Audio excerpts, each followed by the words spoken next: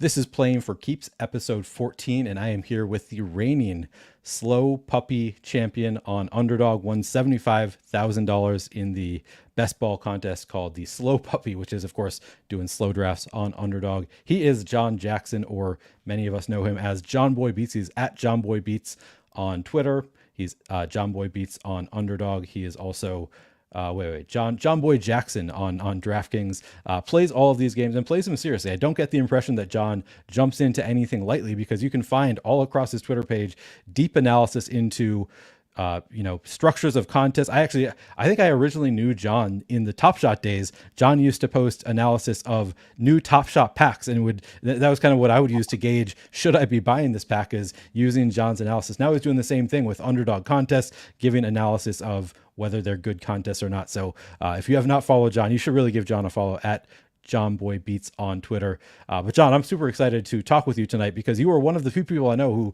is really, really serious about draft games on Underdog. We'll get into that. First of all, John, I just want to ask, how are you doing tonight? Oh, great, man. I'm doing really well. Thanks for having me on. I'm excited to chat with you. I'm an avid listener of the pod, so honored to be on here and I'm happy about it.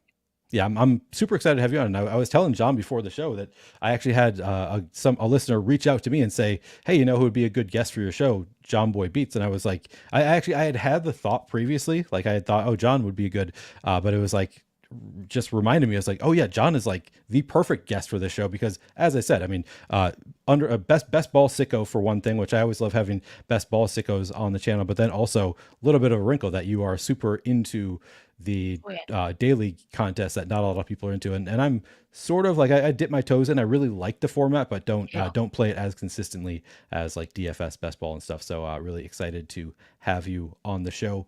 And I should also mention that you just announced your new podcast, which I did not know at the time that I originally reached out to John. That new not podcast, your new newsletter, Yeah. the Show Me the Data newsletter. You just announced that after I had invited you on the show, so super excited about that. Tell me about that. What is that? What can we expect from the Show Me the Data newsletter? Yeah, for sure. I mean, it's funny that you started with the Top Shot PTSD comments, because that is actually where the Show Me the Data started Oh, originally, is that right? right? Okay.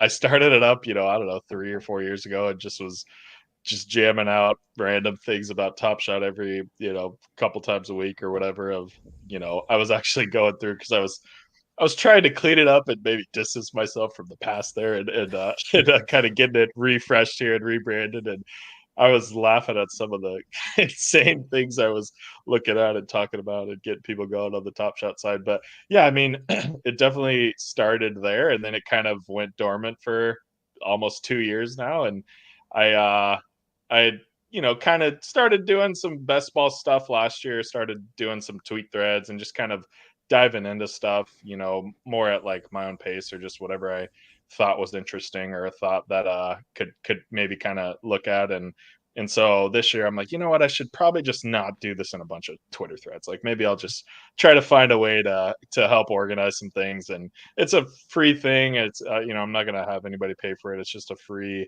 newsletter. Drop it in the email inbox maybe once or twice a week, and we'll see. I don't have a huge plan. I know that I want to kind of, there's a couple different things I want to look at and talk about and think through, but yeah, I'm excited to kind of have a little spot there, and hopefully gain some steam.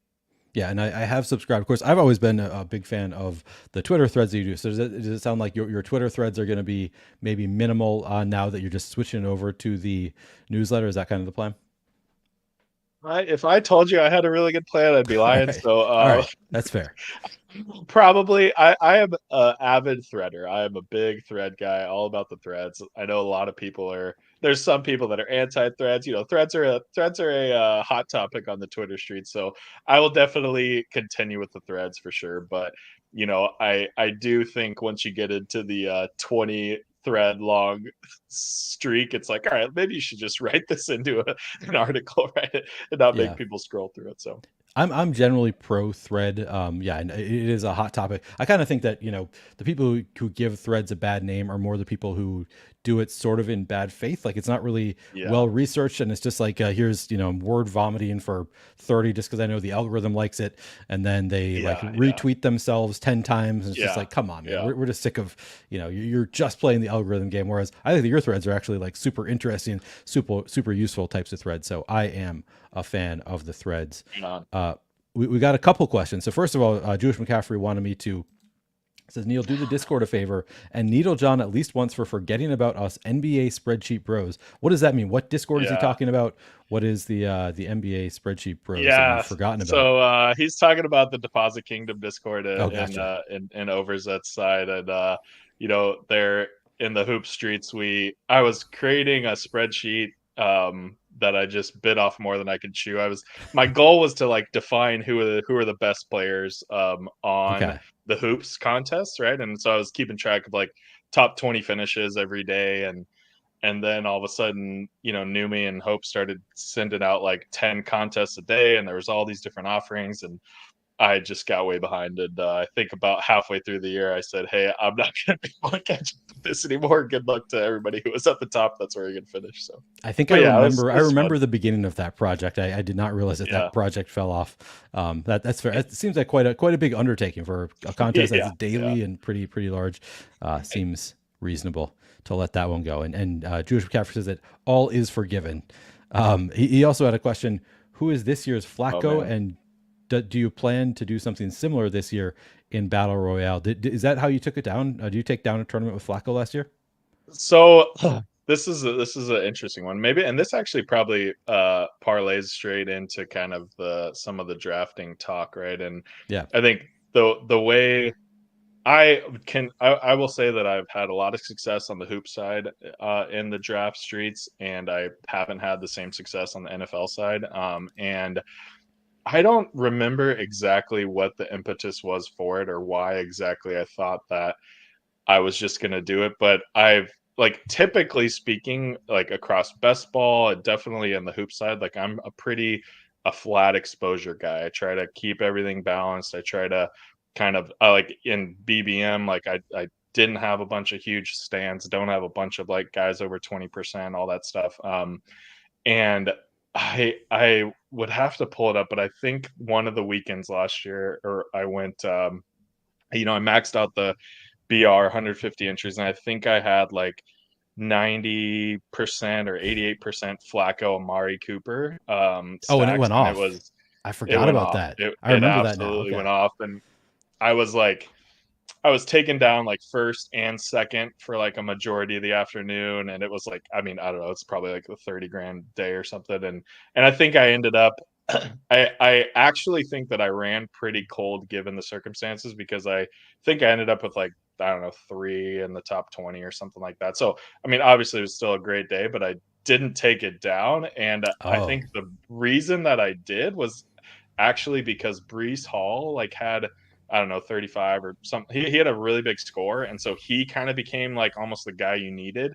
And I was just like at the field on Brees, right? And if it before he popped up late in the day, like it was Flacco Cooper, and so I was just like everything right, and then the Brees thing kind of separated. So yeah, he was probably the main reason that I did end up winning a ton more money, but it was a very uh I wouldn't say I came into it with a lot of like, oh, this is a super sharp play. It was more just like, how can I maybe like try an exploitative thing here and like just think, kind of see what happens. And I don't know, obviously it paid off that day. And I think there's something to that approach in the NFL streets. I think that generally speaking, like the more variance, I think specifically in the draft games because the player pool is just so much smaller than it is in like the DFS world, right? And like, I mean, we're talking 40 players, 42 players, 48 players maybe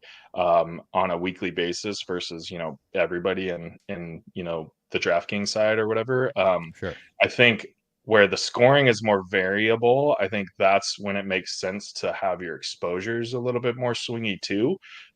Because I don't know, I think you just kind of have some better shots at getting paid off that way. And like for the most part, you're probably going to lose half of it anyways. So might as True. well take some big swings and try to win a little bit more back. I don't know. It's interesting to think about for sure.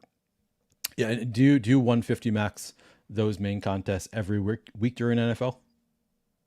Yeah, I usually do. I mean, I think one of the challenges with the NFL side is so I max enter NBA every day, right? And that's like an auto draftable sport, right? You Mm, set ranks, tweak the ranks, sync everything up and kind of just make sure the exposure is what they need to be throughout the day. And got a pretty good process there, but it doesn't take a whole lot of thought, and it's just kind of like a robot kind of thing doing it throughout the day. Whereas the NFL, like, you can't really get away with that, right? You have to pretty much stack. You have to have yeah. usually a single stack, probably a double stack, in order to take it down. Probably a bring back kind of thing. And so what I've last year was the first year that I was kind of experimenting with things. And part of the reason why I did the Cooper Flacco thing was because, you know, I could move. I think Flacco was like a guy that maybe was a six rounder, was only getting drafted like half the time or whatever, right? And so, and the nice thing about the NFL side is like there's a ton of running backs, receivers that don't get drafted that are plenty viable every week, right? And so basically, what I did is I just kind of flipped the script a little bit from a standpoint for the draft, right? Is like go get a pretty spread exposure on the first 3 rounds, right? Make Amari Cooper the 4th round pick, make Joe Flacco the 5th round pick, and then see whatever happens in the 6th round, right? And so then I was kind of able to auto draft it that way and still mix around all the other exposures, but just keep those two guys at the center, right? And so generally speaking, I think that's the kind of like things that I'm trying to figure out for NFL this year of like how can I figure out those late round stacks that don't take a lot of thought and I can fire off 20 drafts at a time and just kind of be looking at things and not actually have to like think too much. And but I don't know, we'll see. I'm sure it's obviously a high reward, high risk kind of thing. So I wouldn't be surprised if I'm losing $750 most of the weeks. Is this something that you plan on diving into a little bit more, taking a look at the data, look at the past contest to figure out what the right approach is? Yeah, definitely. I think I haven't dove into it yet, but I do believe that they posted like the data for all of the main BRs for last season, right? And so there's already been some good stuff about like how it like certain kind of like structural things that make sense on a weekly basis in NFL. And like I was tracking like for a while I was tracking like the top 10 finishes every week in the bigger contests and just like kind of reviewing against like generally speaking they're taking a wide receiver early. Generally speaking, they're taking two players that are over like a 32 ADP, right? So like Right. usually like one or maybe two guys that aren't getting drafted all the time, and like kind of like concepts like that that make a lot of sense when you think about it through the DraftKings lens, right? Or the leverage spots and contrarian kind of stuff. And so I definitely plan on digging into that a little bit more as the season gets closer and just trying to figure out truly what are some of the things that are like almost table stakes to be doing, and then where can you find like additional leverage when it's looking like top 1% of outcomes versus the field and stuff like that. Yeah, that'll be interesting. Look forward to that analysis. My best week in the NFL streets last year, and I was pretty inconsistent. I was never 150 max. It was usually a handful of lineups. But I remember my best week. I had C.J. Stroud with I think Tank Dell, and I was feeling so good. It was like they went off, and it was a week when nobody was felt like nobody was drafted that come. It was really low owned. Most Yeah. drafts you could get them, and I was like, man, do I have a shot at taking this out? And then I look at it, both actually, both Pete Overzet and Brian Hooper had the same combo, but also with Dalton Schultz, and they just had me completely blocked. Like there are teams that Yeah. I was like, it feels good that sharp people are doing the same thing that I'm doing, where it is Yeah. exactly the same thing you're talking about, taking the late stack. But at the same time, I was completely blocked by those sharp people.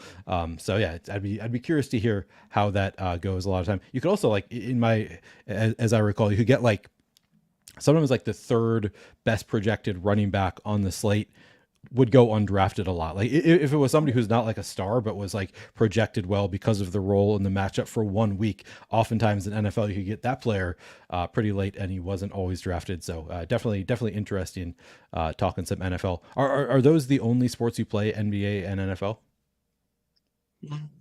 With any sort of like real success or I guess intentionality. I mean, I did some golf stuff. I've done some MLB stuff. MLB, I feel like is kind of like the cousin to NFL, where you like still have it's a much harder to auto draft it because you need to have the stacks, right, and you need to have the correlation, and like then like half the guys every night just score zero, and so you Yeah. really have to have the bankroll there to if because I was doing MLB in a really exploitative manner, right, and like almost to where like the 80% Flacco was kind of an every night thing, and just kind of like trying to get one or two teams and then just hammering a couple other guys, and it's just over time, I'm sure it makes sense, right? Because some night I'm gonna have the fifth best stack that nobody else had, and it's gonna go off. But I just didn't really feel I didn't have the time to try to like keep up with how I wanted to, and I just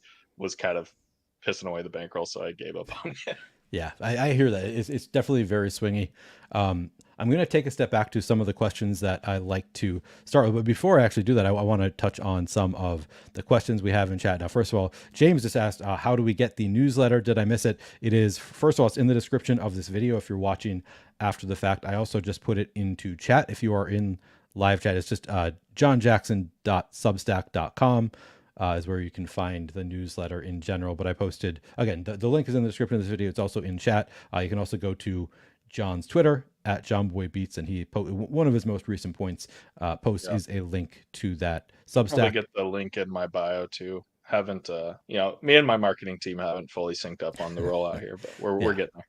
We're getting there. We're getting there, and there is one good article out already. I say it's a good article. I have only read I started to read it before we started, and I was like, oh shit, I'm running late, so I haven't actually finished the article. But yeah, definitely good stuff there. I also wanted to hello Tyler, hello Meatwad, hello Don. Good to see you all here. Tyler though asks, and I didn't know I'm not sure if you saw this before we jumped in here, John. Tyler asks, are you guys going to jump into the WNBA BR streets? That was just posted like literally 15 minutes before we started. 3K to first tomorrow. Did you see that, John? Are you excited about it? I saw that there was the slate was built out there. I didn't see the actual contest get put up. So that's interesting. I mean, I wouldn't even know where to start with WNBA projections. I'm sure there's plenty out there because I think it's a thing on DraftKings. But I don't know. I am kind of enjoying like the NBA grind is such a grind through the regular kind of nice season, having that break. Yeah. And like I'm really enjoying just kind of diving all into football. And I mean, I'm sure I'll fire off some WNBA stuff, but I don't think I'll be doing it with the manner of trying to solve the world on it. Yeah, I might get in there. I know Rinpack does some WNBA projections.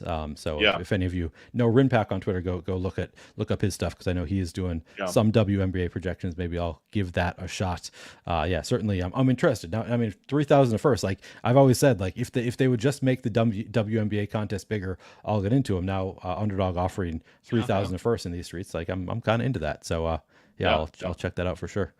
All right, I want to take a step back to the questions that I usually like to start now, John. One of them is just, I want to get to know you a little better. Where are you from? Where do you live now? And do you have any favorite athletes or teams? Yeah. So, man, I'm all over the map with this. So I'm originally from Sacramento, California, up in Northern California. And I live down in Mission Viejo, down in Southern California now. I went to school in San Luis Obispo, and that's kind of where I met my wife, in the center of the state there. So kept coming south after college, and now we live down here. But as it relates to my teams, now I've got quite a few Wisconsin ties because my dad's whole side of the family is from Wisconsin. So I'm a Packer fan, I'm a Badger fan. Ooh. And then that's where that stops. And then I convert more to the NorCal side, which for some reason, when my dad came out for Wisconsin, he didn't carry over the the NBA and the MLB team. So then I'm a San Francisco Giants fan and a Sacramento Kings fan. So really all across the board. It doesn't make a whole lot of sense, but those are who I rolled with. All right. Well, before we continue with the getting to know you questions, since you are a Packers fan, and of course I'm a Vikings fan, so I hate that, but also it's very useful if we're trying to figure out the Packers receivers, which is the most common Oh man, conversation on Twitter right yeah. now, the most conversation in every best ball street. Do you have a good feel for the pecking order of the wide receivers in Green Bay? Yeah, I mean, I am trying to get a lot of Christian Watson, because I'm not exactly sure why he's being drafted so far apart from Jaden Reed. I think when, Reed didn't have the greatest couple games in the playoffs when everybody was kind of healthy, and I would have thought that would have trickled over more into the current ADP. I think those guys should almost be a lot closer. And the thing that I think is crazy is Watson was like a third, fourth round pick last year before we knew that Jordan Love was any good. And now we know that Jordan Love is, a stud. And well, now Watson's like a seventh rounder. So it just doesn't make a lot of sense. I mean, obviously he's got a bad hammy, but apparently he's balancing out his muscle mass or whatever's going Right. on there, and I forgot about that. Yeah. should be hopefully in a pretty good spot. But Watson's definitely my target there. I think it's super easy to grab him and Love like back to back in the Yep. seventh I and do that eighth a lot. or eighth and ninth or whatever. And so that one seems easy. And then I mean, obviously everyone loves Dontavian Wicks, and he's in a really fun spot of the draft where I'm just kind of like hammering like him, Josh Downs, like Xavier Legette, like that, those kind of guys. It's just like feels like pretty low risk, high upside guys. That is really where I like to kind of take some receivers there. And so yeah, I guess naturally that would mean I'm a little bit lower on Dubs and Reed. But I don't know, man. I after like I think I may have tweeted this after watching the Packers game beat the Cowboys last year in the playoffs, but I was like, I already know that I'm gonna own a lot of Packers in best ball. Like Yeah. I just want to have pieces of this offense. It's fun to watch, and it helps that I'm a fan too. Like I feel like over the last few years of kind of really going in on DFS, you kind of just like become numb to all the fandom stuff, and you're just like you're just sweating it out, and the fandom stuff comes second. And so when I can sync up like a sweat with the team I love, and it's not a bias thing, I'll take it every day. I feel like that's like sort of how I approach my fandom in some ways. Is just like, yep, draft a Oh lot of yeah, Timberwolves, take a lot of Timberwolves in best ball, and I'll just be overexposed to all the Timberwolves. I already want to cheer for them, and now it's just like I don't have to have that like hedge of like, ooh, I really, yeah. I love cheering for Ant, but I didn't draft him, so I don't really want him to do well. So I don't hedge. I just draft all my Timberwolves, and I do the same thing with the Vikings for the most. Although this year I'm a little bit low on Justin Jefferson. No, I guess I'm not. I actually just looked at that. I'm fine. But yeah, that's the best approach. You just take all your guys, like Yeah. Ches Liam a couple years ago. Just like, yeah, I'm just Oh going to yeah, draft just all all the Bills Bills. on all my teams and then win $1 million with it. That seems like the ideal is just getting all of that in, working together. Um, what was I going to say about the? No, I think somebody Badgers will be a regular in. Why will the Badgers be a regular in Los Angeles now? Lundar says. Well, yeah. Now the Trojans and Bruins, UCLA and USC are in the Big Ten. So they're going to be, I guess the Badgers are going to be out here probably every couple of years. I do try to make it out to whenever they do come out here. I think it was like my junior or senior year of college when the Badgers went to the NCAA final in basketball, and their Sweet 16 Elite Eight was here in LA at the Staples Center. So I drove down for that. That was a lot of fun. That was like the Sam Decker, Frank Kaminsky, like that kind of group, and that was a pretty fun experience seeing the Badgers cut down the nets there. So yeah, I I bet. definitely do try to make it out to the Badger stuff when I can. Do you spend a lot of time in Wisconsin? You said your dad is from Wisconsin, but you've never actually lived there. Is that right? No, I've never lived there, but my uncle still lives out in Madison, and then my grandparents, before they passed, they live outside of Milwaukee. So yeah, I mean, we probably were getting out there about once a year, I would say. Yeah, I, been to a I couple Packer games out in Lambeau. So I've never been to a Packers game. I was invited to one by Will Sue that's a great. couple years ago and didn't end up making it out to that one. But yeah, Yeah, I've heard it's a great experience going to a Packers fan. Packers game. I'm not sure if it's the same for a Vikings fan going to a Packers game, but again, I could just draft him on my Yeah, DFS team and cheer for the Packers for that's that right. one game, I That's right. suppose. But the real reason I was asking if you spent much time in Wisconsin is Bindle says huge spotted cow guy. Have Oh you yeah. had spotted cow beer? Yep. Oh yeah, big spotted cow. I'm actually drinking 805 tonight, which is like I feel like the California version of the spotted cow, and I think that's a little bit more of a popular beer, and it's definitely sold outside of California. But yeah, Oh, they are stingy with the spotted cows. That is, I think it's like doesn't cross the border and like stuff like that. correct. Yeah, always Yeah. always try to grab a case in the airport on the way home. Yeah, I always, whenever we drive through Wisconsin, I always stop for a case of spotted cow. Yeah, a lot of people in Minnesota have the opinion that it's overrated, that we just like it because of the like exclusivity, because we can't always get it. But I think it's genuinely just a really good beer. I always enjoy spotted cow. So big ups to Wisconsin for spotted cow. I've never had 805. Meatwad says, ooh, Oh 805 really? guy. Yeah, I'm not sure. Maybe they have it in Minnesota, and I just don't know what it is. I'll look around for it. But yeah, I've Yeah, never ever had it. it's Firestone Walker Brewing Company, and they're like right next to where I went to school at Cal Poly up in San Luis Obispo. So that's definitely their most popular beer, and it's I feel like when I was in college it was kind of just getting popular, and I think now it's relatively out there. I don't know if it's like nationally distributed, but I know they're definitely on the up and up from there, and a lot of people like Data 5. And while we are talking about what we're drinking, I am drinking boxed wine. I would tell you the brand. I don't know what the brand is though. It's a $20 There we box go. wine, and it is good. It's good for these shows. I just pour myself like a double glass of wine, and it makes it through the full Yeah. episode. It's perfect for Do these. you keep it in the box, or you take it out, give it a slap, pour it in, or what?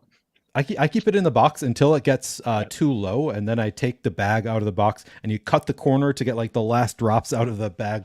But yeah, There no, you I go. keep There it. you I go. keep it in the box in the fridge, so it is chilled. That's the nice thing about red wine too, is you don't typically drink it chilled. So as it gets warmer, it's like who cares? That's just getting to the Yeah. temperature you usually drink it at. So it's perfect for these shows.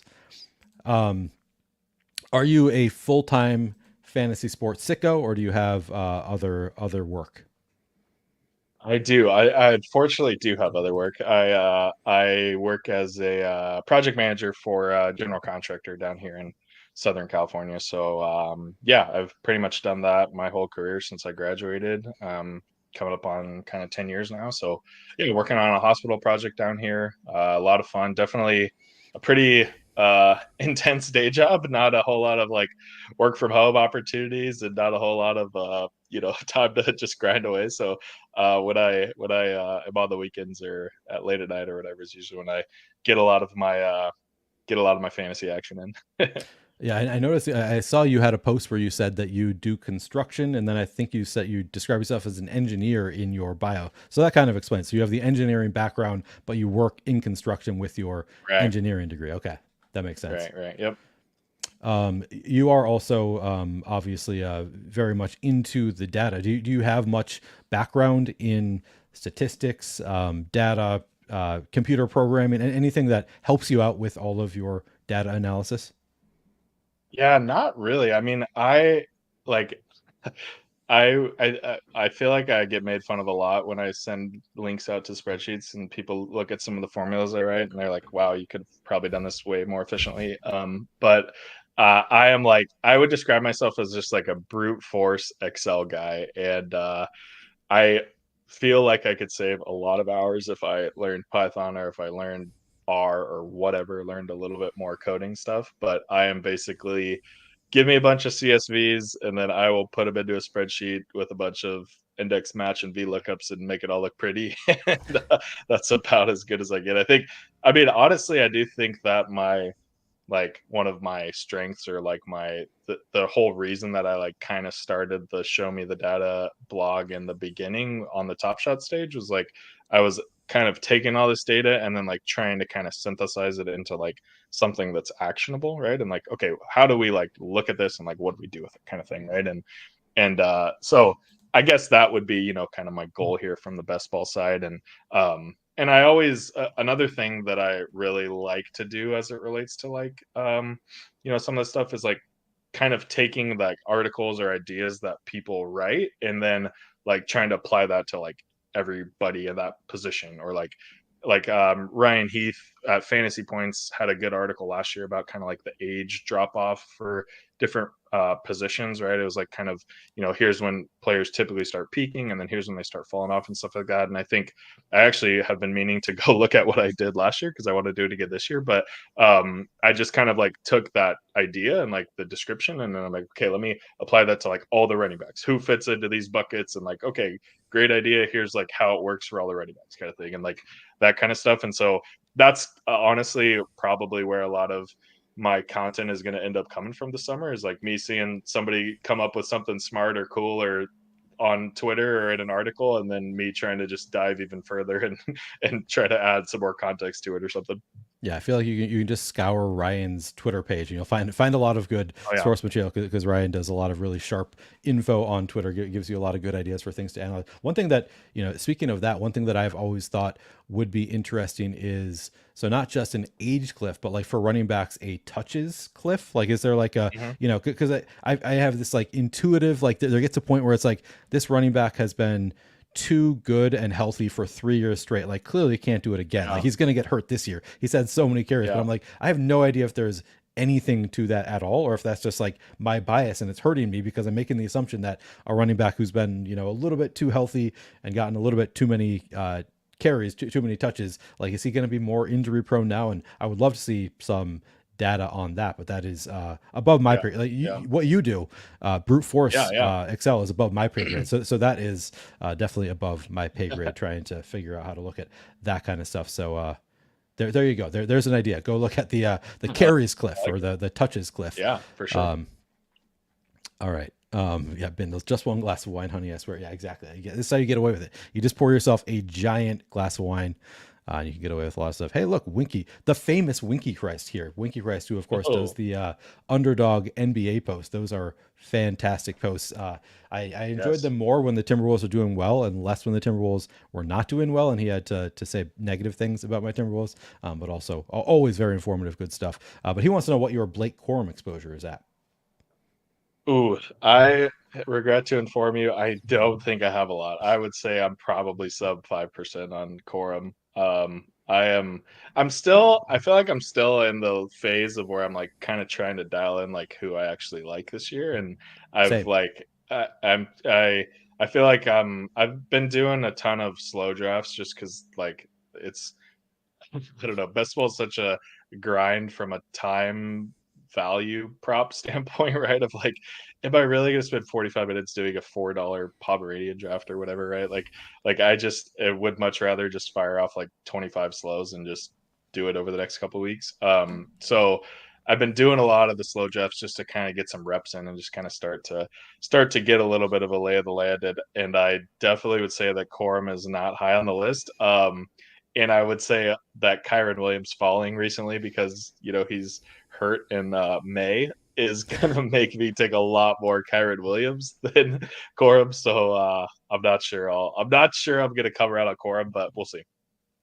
All right, sorry, Winky, but Winky probably will like that you're in on Kyron Williams because he's a Rams fan. He just wants to know that you're in on the Yeah, Rams. exactly, So, exactly. um, did Paul wants to know if you maxed the puppy slow when you won that?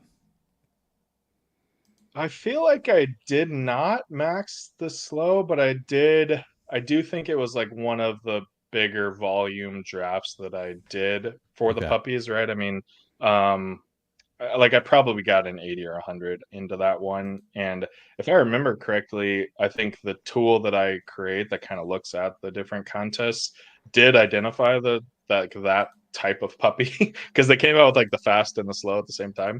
It did identify like those two as like being a good structure, which is why I wanted to try and get more into it. But I think the craziest thing about the slow puppy team that I had, because um so I literally had two teams in the final week last year, right? One was in BBM, which was awesome and a fun sweat, right? And then one was in the slow puppy, and like the similarities between the two teams was like ridiculous. Like I think there was probably an overlap of like 8 or 9 players between the two teams, and like very similar from like a stacking standpoint of like week 17 or whatever, and like correlation and stuff like that. And they both had Lamar, like they both had like some CD Lamb, Amon-Ra stuff, or Dallas Detroit stuff, whatever. And the craziest thing, because I kept track, like I'm pretty detailed with my titling with BBM, just because I'm like always kind of curious of what ends up doing well. The team that made the finals in BBM, I drafted on like May 30th, and it was like the seventh team I drafted or something. Right? It's like it's always kind of funny to see that. It's like, damn, I really should have Should have done these quit. other 143 over the summer. But then but then the slow puppy team that was like really similar structure, like really similar team. I mean, I don't think that contest opened until like July or something. And so like it was like 2 months apart when they drafted it. I drafted it like very similar style. I just think it's kind of crazy that like both of those teams like kind of bubbled to the top and they weren't like within a same period of time, right? I must have just kind of had a little bit of a structure I liked from whatever spot that was. That's funny. Yeah, I was listening to your show with Pete Overzet recently, going over those teams, and it was crazy how much similarity there was between those two teams. And also, you Yeah. did not have Amari Cooper, who like went off in the playoffs, who Yeah. everybody else had. You got away from that, but you did have, and this is painful for me. You had DJ Chark, who went off in the playoffs. And I think he might have been my highest exposed player last year. And Oh, to quote the great Davis Maddock, I'm obviously lying a little bit here, but here's the story I'm going to tell: is he was my highest exposed player, and every single one of my teams was eliminated. Every single one of my DJ Chark teams was yeah. eliminated by the time he finally did something. So that was like max pain for me, just like all in on him. He does nothing the entire Yeah. year, and then Yeah. as soon as I am knocked out, he only hurts me because he was other people had him and I didn't. Yeah. But you had him. You benefit Yeah. at least, and maybe helped you get Yeah. through to the Yeah. final. Yeah, yeah, for sure. And I mean, it's actually funny. I was just thinking about that when you tweeted it out today about the slow puppy. I was thinking about the win last year, and it was honestly like the worst type of sweat possible because so like I've really only had like one big like DFS hit, and it was the on from a DraftKings standpoint, and it was the Gabe Davis 4 touchdown day in the Oh yeah. playoffs, like, a couple years ago, and like that was the last game of divisional weekend, and I had like, a 5 or 6 man onslaught from that Chiefs Bills game, right? And I had hit the right pieces from the previous games. I always love your posts during those weekends where you're like identifying like who's the guy you need and like who's probably dead if you had to be your lineup Oh and stuff yeah, like yeah. that. I think that's such a fun way to look at like those divisional slates where they're like, one by one the games. Yep.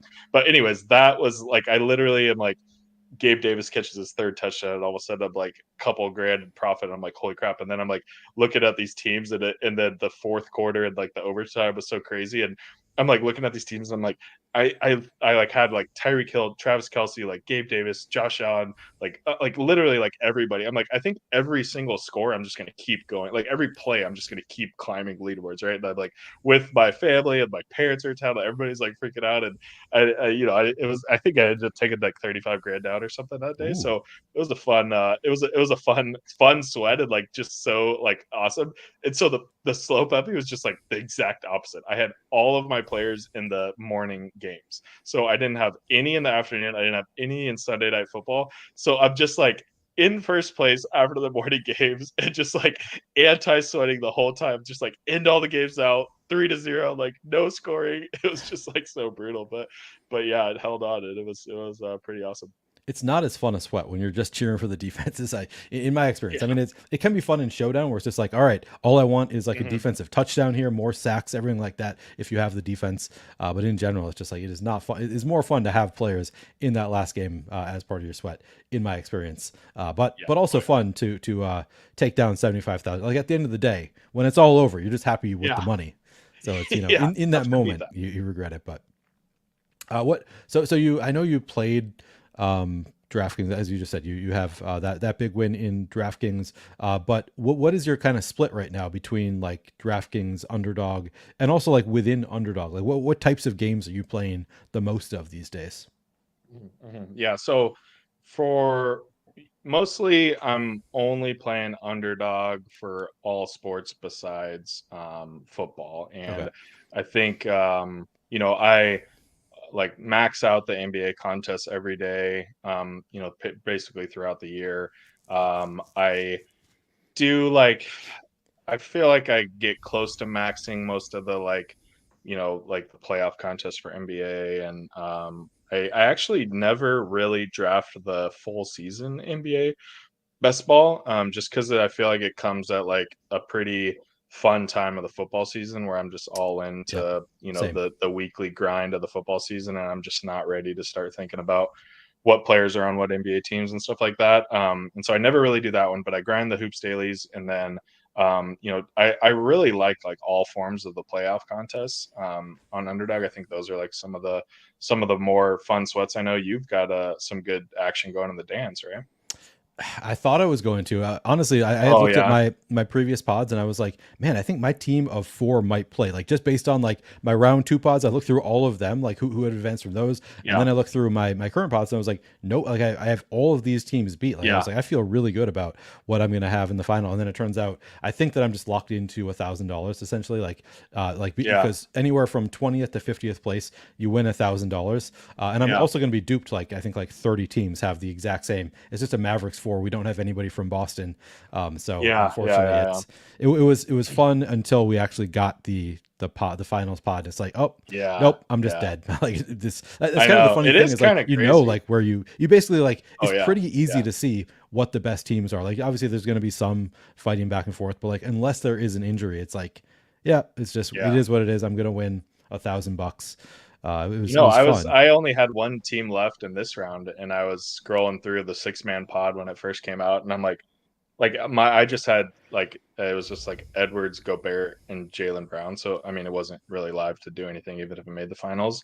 But I'm like scrolling through the pod, and I'm like, okay, this guy's 0, 0, 1, 1. I'm like, oh shit! And then like the last guy, of course, had like 5 players, and so he ended up advancing. And so Yeah, but I was like, knew I was locked into second like before the before the games even started.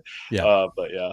Yeah, that's cool. Yeah, that's a fun thing to track though. At least you got a little bit of stuff on the line. I think there's a couple. I think you tweeted about it, or that there's like one or two guys that have like 6 players left, right, and are pretty There are live. some also that have Tatum and Luca, which I Yeah, I don't love the tiebreaker being who drafted earlier for multiple reasons. In part because I lost my team yeah, because of it. I understand why they yeah. do I it because saw that. they Yeah, want to get people in early. So I understand why DraftKings does, but it's like I don't think that you have an advantage drafting. Maybe you do, but like there's advantages to hmm both. Like as evidenced by people have Luca with Jason Tatum. Like that was literally impossible the entire time. I was like the 2 weeks or whatever where I was drafting. You could never get yeah, like those were yeah, the second and third or second and fourth picks. So it's but on top of that, yeah, I'm just like, isn't there some way that you could make the tiebreaker something that's actually like relevant, just like from past round players from past rounds? How much did they score? Like other yeah, tiebreakers that yeah, should come in first to me. But yeah, at the end of yeah. the day, it is what it is. Um, Well, it's interesting too, like the because I ended up just being super overweight the Bucks, because like obviously that didn't work out, but Giannis, got hurt, and I was like, maybe start. Like I kind of thought they would win the first series, right, and then mm, maybe the Giannis would be live, but it was like the same. It was almost like the opposite of the Luca thing, of where he started late and then came early, and Giannis was like the opposite. So you were getting like Jokic, Giannis teams, like whatever, like really really stacked teams, and I was like. I know he's hurt, but like the upside is there to where like if I make the final with a Jokic or Edwards Giannis or whatever, like you're probably looking at a first place shot. So yeah, that was kind of a exploitative thing, but like I mean, it's actually a good transition to like one of the things that I feel like is not talked about enough in like the best ball world, right? Is like the kind of like the exploitative side of it, right? And like leaning into where we think that ADPs are originally or eventually going to go, right? And so like I know everybody's kind of got their own opinions on the Rashi Rice situation, but I think I've kind of talked myself into starting to draft him a little bit more here, yeah, because I think he's probably pretty close to like his bottom, right? And if they announce a 6 game suspension or whatever, like maybe he drops another round or round and a half. But if they all of a sudden say like, oh, he's not suspended, which is totally within the range of yeah, outcomes with the NFL, then he's like a 4th round pick, right? And you're getting 4 rounds of value. And like setting aside whether you think like Rashi Rice is good or whatever, like that's just like something that I want to try to capitalize on, right? If I can make that decision of like there's not much more bottom and there is a lot more upside there, then like you want to have some 8th round, 9th round Rushy Rice teams, because that's not going to happen all summer, probably, right? So Yep. yeah, I think that kind of stuff, like it's going to happen so many times throughout the summer where like there's going to be a tweet about something or there's going to be an injury or whatever, right? And like being able to like switch your brain and be like, okay, I'm going to do the opposite of what I was doing for like a week, just to try to like grab some of this guy that I don't have any of, but I'm going to get him in the 4th round instead of the 2nd round or something. Like that's like the name of the game, I think. I think, and Rashi Rice is obviously like the easiest and best example right now of somebody like something is going to happen and the ADP is going to change. Like I don't know, like what would it be for the ADP to stay exactly? Like maybe if it is 6 games, maybe he would stay Yeah. approximately where I even think then he might rise a little bit. So he's the perfect example of just like there is so much upside if he doesn't get suspended. I struggle with it. Like I think that you're right that I should be drafting him now because I'm not going to want him in the 4th round. That's something that Pete says all the time. Like I'll get my shares now because I'm not going to want him in the 4th round, because I do have concerns about like what is he actually going to be when he is on the field with Hollywood Brown and with Xavier Worthy. Like he was to me, like so much of what he did was like none of it was manufactured. It was more like he was the backup option, like when other players weren't open. So like if he has teammates that can actually get open, maybe he doesn't get as much. But he was actually good last year, so that's probably not a valid, Yeah. really valid concern. So yeah, I've been. Yeah. I mean, I think like I don't know. I feel like the just mindset in general is like a lot of the players that we're going to draft are probably going to be pretty bad this year. Like, so then if you take it from that lens of like, I'm probably going to get a lot of things wrong, then you want to just try to get the best like price of the things you get wrong, right? Yeah, yeah, Maybe that's it exactly helps right. make you feel a little bit better. Yeah, that's a good call. Yeah, I've been drafting him mostly with Mahomes lately, but yeah, it probably makes sense to just take him here and there, even without Mhm. Mahomes. Yeah, I think that is a good call. Any other players like off the top of your head? Can you think of any other players where it's just like obviously this player is going to change later? I'm trying to think if there are I obvious think another late. example would be like the Steelers quarterbacks, right? Wilson or Fields. Yep, that's a good call. They're both just in like no man's land at the back where like I'm assuming as we get a little bit closer to the start of the season, there'll be a little bit more of a report about what's going on with it, right? And what's the plan is, right?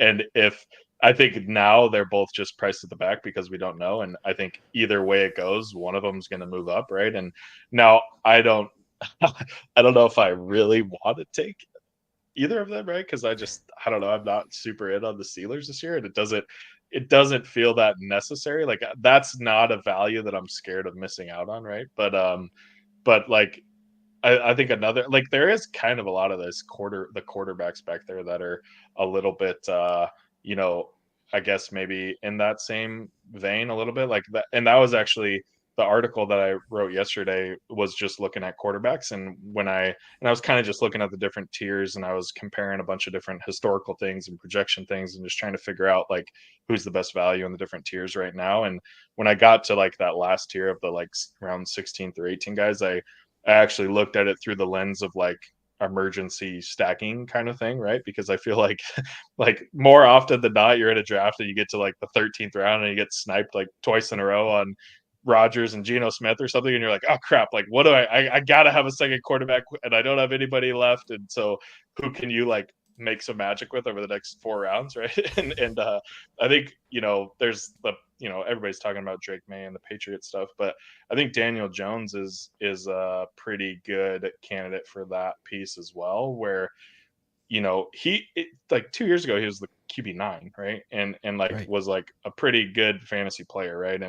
And like whatever, got hurt last year, didn't play, or Tommy DeVito, whatever, right? But like I don't know, what if what if the Giants are like a competent offense this year? Like what if they're not horrible and he like doesn't even get drafted 100% of the time, right? Like there's plenty of a world where Daniel and like people are I mean smart people are saying, oh well, he may not even finish out the season and they want to cut him off the books or whatever. And like that's fine, but like also literally in 2021, like people thought Jalen Hurts wasn't going to finish the season, and Right. like Gardner Minshew was going to like take over like in week 8, and it's like now Jalen Hurts is like a 3rd round QB and like the one of the best fantasy options, right? And so it's like we just don't know anything at this point, right? And so it's like might as well take some swings on this stuff where people think that we know it, and Right. just see if we can get lucky.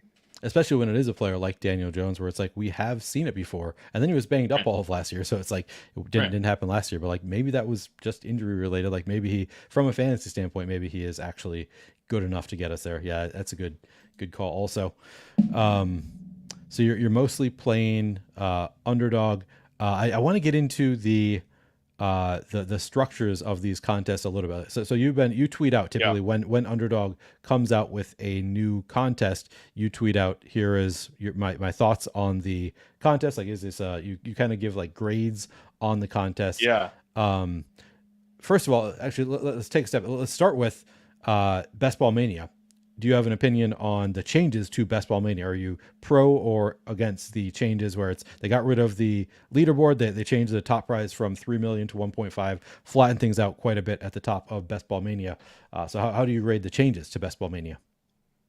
I am a big fan of it, right? And I, because the way that I look at the best ball stuff and the way that I kind of think through a lot of it is like it's so freaking hard to make the finals on these things, right? Like I don't know if you max the dance or if you got like a ton of entries into the dance, but like you got one team to the finals, right? Like Yeah, I think I drafted 80 or 100 teams. I didn't get 80 teams to the finals, right? And like when you get to the finals, like I just think that it should matter and like you should like feel good about it, right? And you should feel like, okay, now I don't also need to get at least in the top 20th percentile to like make my money back, right? It's like right. it's already like so hard to get to the finals. Like that's an achievement in itself. And so I really like that they made that they really flattened it out and made the min cash in the finals a pretty like I am totally fine with like shitty min caches and all the other rounds and making that finals min cache like matter, right? Like you can take the second round min cache or the I guess the third round min cache, like don't make that one as matter as much. And I think that's kind of how they've done it a little bit is they've made kind of the first two advancements not that awesome and then the last advancement a lot more awesome. And I think that's just the best way to do it, just from a like again, it's just so hard to get to these things. So when you make it, you want to like feel good about yourself and not like still be sweating like crap. I gotta like get eighth place or something, and so yeah, I really like that. And I think like when I'm looking at the contest stuff, I mean, and this is honestly like how I feel like I create a lot of my different tools is it's like it comes just from a need of like how I like what do I want to like look at, right? And so like last year when there's like three new contests dropping on Underdog every single week and like they're closing before you can feasibly get into whatever amount of entries that you want to get into, I was like, okay, I got to take a deep breath and I got to be okay like not maxing every contest. And if I miss out on the puppy 3 by 40 entries or something, like let's not worry about it too much. And so I was trying to like figure out, okay, how can I like quantify like what are the best contests, right? And like what are the good things that I like care about the most? And so like I that's how I kind of created these different grades, right? And so it's the intent is just to kind of like be able to compare the contest against themselves, right? And then like to kind of weight the grades based on like the things that matter the most. And so like for me, the things that carry like the biggest weight are the finals main cash, the advancement into the finals, right? So like the round 3 advancement, like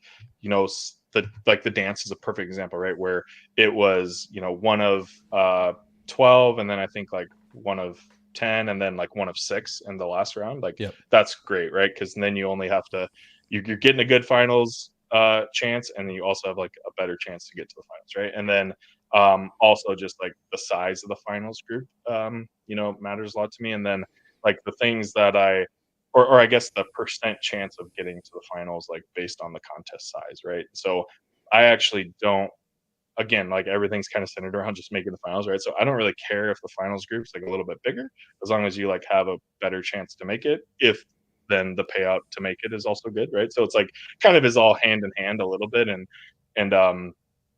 I've had like Hope reach out to me on Twitter, Hope from Underdog Yep. when I put out like a score and it's not that great, and she's like, "Oh, like what was like how like why do you think this one didn't grade that well?" And it's like, well, honestly, like I wouldn't really look at this too much because it's really hard to get like 100 on this score, right? Because Yeah. all these things are kind of like tied together, and it's all just based on like what I care about the most, right? And so like other people may like a different thing, right? They may like a smaller finals group, right? Or they may like, you know, a min cash just to get out of the first round to be a little bit better because like they want to try to like get half their money back more often or whatever, right? Like everybody's kind of got, you know, the own things they care about. And so that's what I was telling her. I was like, don't worry about it too much. Like you're never going to be able to like hit a perfect score on this thing, right? It's always going to kind of evolve, and some contests are going to be better for some things and some for others. But yeah, I think, you know, I think it at least helps give good context out to people of like when is like because the other thing I look at is like um how many entries should you have in the contest, so that way if you make the finals then you kind of like break even on the contest, right? And I think Yeah. that's like kind of a fun way to look at it, right? Because that's usually like the number that I look at and try to get in, and usually it's about maybe, you know, 50 to 70% of the max entries is right about where that number makes sense. And so then that ends up being like a pretty good target. If like, well, if I get 60 entries in and one makes the finals, then I know I at least broke even in that contest, and the rest is kind of gravy on top. So I'm trying to think of what would be the perfect, like by your metrics, like would you prefer it if there was no payment to just for advancing from your pod, just push all that money to the finals? Like I'm trying to think of, because it's obviously there are like counter points here. Like, you know, it's hard to, as you said, it's sort of impossible to build the perfect contest because, you know, if you want to really make the importance of the finals the biggest thing, so you want to push more money to the finals prize pool. You're also wanting to make things a little bit easier to get there. So maybe easier to get there, just get rid of the original advancement, like, or would you be opposed to that because you want to have, you know, some money just for advance from your pod? I don't know what is, could you create the Yes. perfect contest if you were creating it? Would Yeah. you be able to create a contest that would grade as 100 on your scale? I don't know if I'd be able to create 100, to be honest. That's a fun exercise. I should probably. I think you just gave me an article to write. But I think I think looking at it from the standpoint of like bankroll churn is like the right way to look at it, right? So like on in the underdog daily contest, right? So and this may be kind of a hot take. I'd be interested to hear your opinion, right? But like I kind of have a similar opinion to where like I'm playing enough volume where I'm probably going to take down a couple contests a year, but the way that my style is like I'm usually going to be in a position to have like a shot on goal every couple nights, right? And like, but it's usually just like one, maybe or two shots on goal. I'm not the approach to where like some nights I have like seven circling the top, and then some nights I'm like, you know, 40% of my things are in the bottom 80th percentile, right? So I'm a more kind of like level player there. And so from that standpoint, I kind of like the same approach of like getting paid off just to kind of get into that top like 0.01 percentile thing, Yeah. right? And where some people are a little bit opposite, right? They're like, well, I know I'm going to win like twice a year, so I want top prize to be, you know, 30% of the prize pool, right? Versus 10% Right. of the prize pool or something, right? And I think that probably makes sense from like a math standpoint, but also from like grinding this thing every night and looking at the green number at the end of the night, it doesn't make the most, or it doesn't help, right? Like there's the little emotional side of things. And so when it comes to the nightly kind of grind and like that piece, I do obviously still like the flatter payout structures at the top, right? But I do really care that like the min cash is like kind of double the entry fee, right? So a $5 entry fee, min cash is $10. That generally kind of works out well in kind of the different numbers I've run and just having, you know, been a max entry guy. But on the BBM side and on the, you know, on the best ball stuff, like really that's just like one slate, right? Like for the most part, right? That like Right. that's just equivalent to like one slate. And so from that sense, like if I were just to play one NBA hoops slate a year, like I would not want any min cash, right? Like I don't care. Like put all the money for the top 100 finishers, right? And like they had a really Numi was trying a really fun contest um for a couple weeks, and I think like only a few sickos like me liked it, where it was it was still like a pretty high payout structure. You know, like I don't know, 2 or 3K to first, but then it only paid out like the top 50, right? And so, but it was also like a 50 max contest or something, right? So you could still, you know, get in maybe like $500 worth of entries and you had to get like in the top 1% to get any money, right? But like I feel like that is the kind of like best almost the best style for playing like one slate, right? If it's just like I'm going to take a swing and I'm not going to be worried if I come out with a zero because I'm probably going to come out with a zero most of the time, then like try to have it all, most of it towards the top. But like the nightly grind of seeing all those zeros roll up and just be like, I know I'm going to hit the 10 grand eventually or whatever, like that's where it gets tough. The problem with I think the problem with doing that, where it's like very few people get paid out, but they get paid out a lot, is you're just going to lose people who like people Yeah. lose their bankrolls so quickly that Yeah, it's like if you exactly. don't get there, it's like, okay, these people have much bigger bankrolls now, but they can only enter so many Yeah. anyway. So it's just like you're losing potential entrants would Yeah, seem to be the totally. issue. Probably why that failed, even though I agree with you. Like that sounds like a super fun type of structure, but Yeah. yeah, just like from a like sustainability standpoint, it's just like, yep, I played twice and I lost my entire bankroll. Now I have to, Yeah. it's a little bit Yeah, tougher. Whereas exactly. having a bigger min cash is like, okay, I have some more money, I can run it back, keep playing. Yeah, it's an interesting balance that they have to deal with, and I think they obviously do a very good job of it in general. Birdoggy says, I like double min cash for advance, then get rid of the nominal payouts for rounds 2 and 3, 2 2/3 semi finishes. That's interesting. Yeah, it is. The way Underdog does it, they give you like your payout for advancing, and then it's just like an extra $5, to get to the next round, whatever. Pretty minimal payments. That's kind Yeah. of interesting. Another. Okay, yeah, and Jewish McCaffrey brought this up earlier, and he just brought it up again. So I want to get your opinion on the dog bowl. I don't know if you Yeah. tried to get into it at all last year. Said Neil, can't remember if you have covered the dog bowl on previous episodes. Curious if you guys are both going to play this year. Dog bowl final near top of my list of fantasy goals. Yeah, so it's the dog bowl. For those who don't know, is Underdog has a contest that has a live final, which I believe was in Florida last year, if I'm remembering right. And it seemed like it Yeah. was a great time. A lot of people got to know each other in the best ball community. Tough to get into though, because it's you only have so many weeks, only so many entries. I know Nez from the Bad Bros got in there. Not sure who else was there as a Yeah. contestant. Is that something you've gotten into at all, John? Is that something that you are interested in getting into?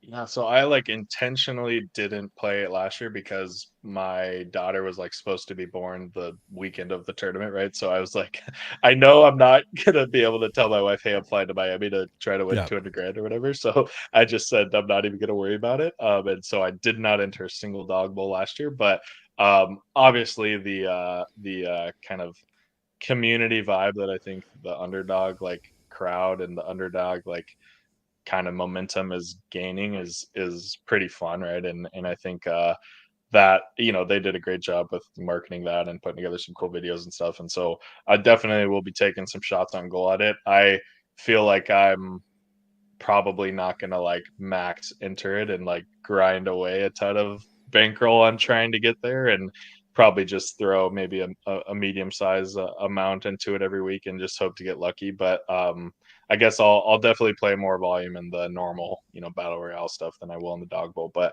I will definitely be trying to make my way out there, and I feel like that's like a really fun contest. Oh, well, it is a 12-man contest, so that's a little bit different. I'm not used to doing the 12-man drafts yeah.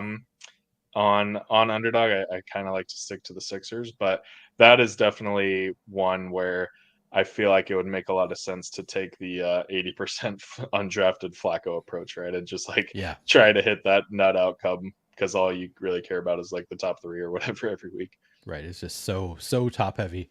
Yeah, I think to me it's I agree with you, JMC, that this would be just an awesome. He says it's one of his biggest goals is to get to Yeah. that final. I agree with you, but it's the same thing for like DraftKings live finals. Yeah. It to me has always been such a money suck. Like I can't get there. Yeah. Like I get second place and you just win nothing, and it's Yeah. just so tough. And if I had unlimited bankroll, I would throw a lot of it at trying to get to these live finals because yeah, I imagine it's just an awesome time.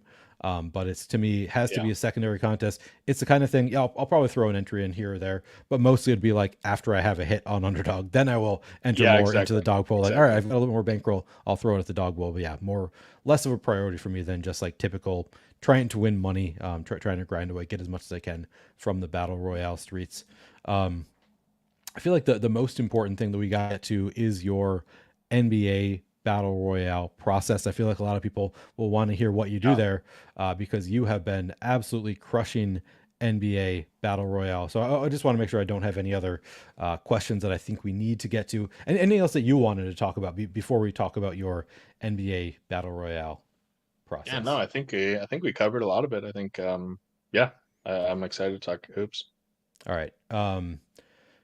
I was just gonna yeah, we can talk some NBA battle royale. I want to go find. Let me see. I think I have pulled up here somewhere. I think I have your you did a post about your Yeah, results in NBA battle royale. So just to give people an idea of the level of in case you don't play this regularly, this is the NBA battle royale. So this is the daily contest where it's typically like $5 to enter, yep, and then it's $5. in hoops. It's like 10 or 8,000 a first typically. It's not a bad payout there. So Yeah, yeah, 156 days played, 36,110 drafts in total for you. That is kind of insane. Average drafts per day, yeah. 231. So you're not just doing the 150 max. You are also entering some secondary contests.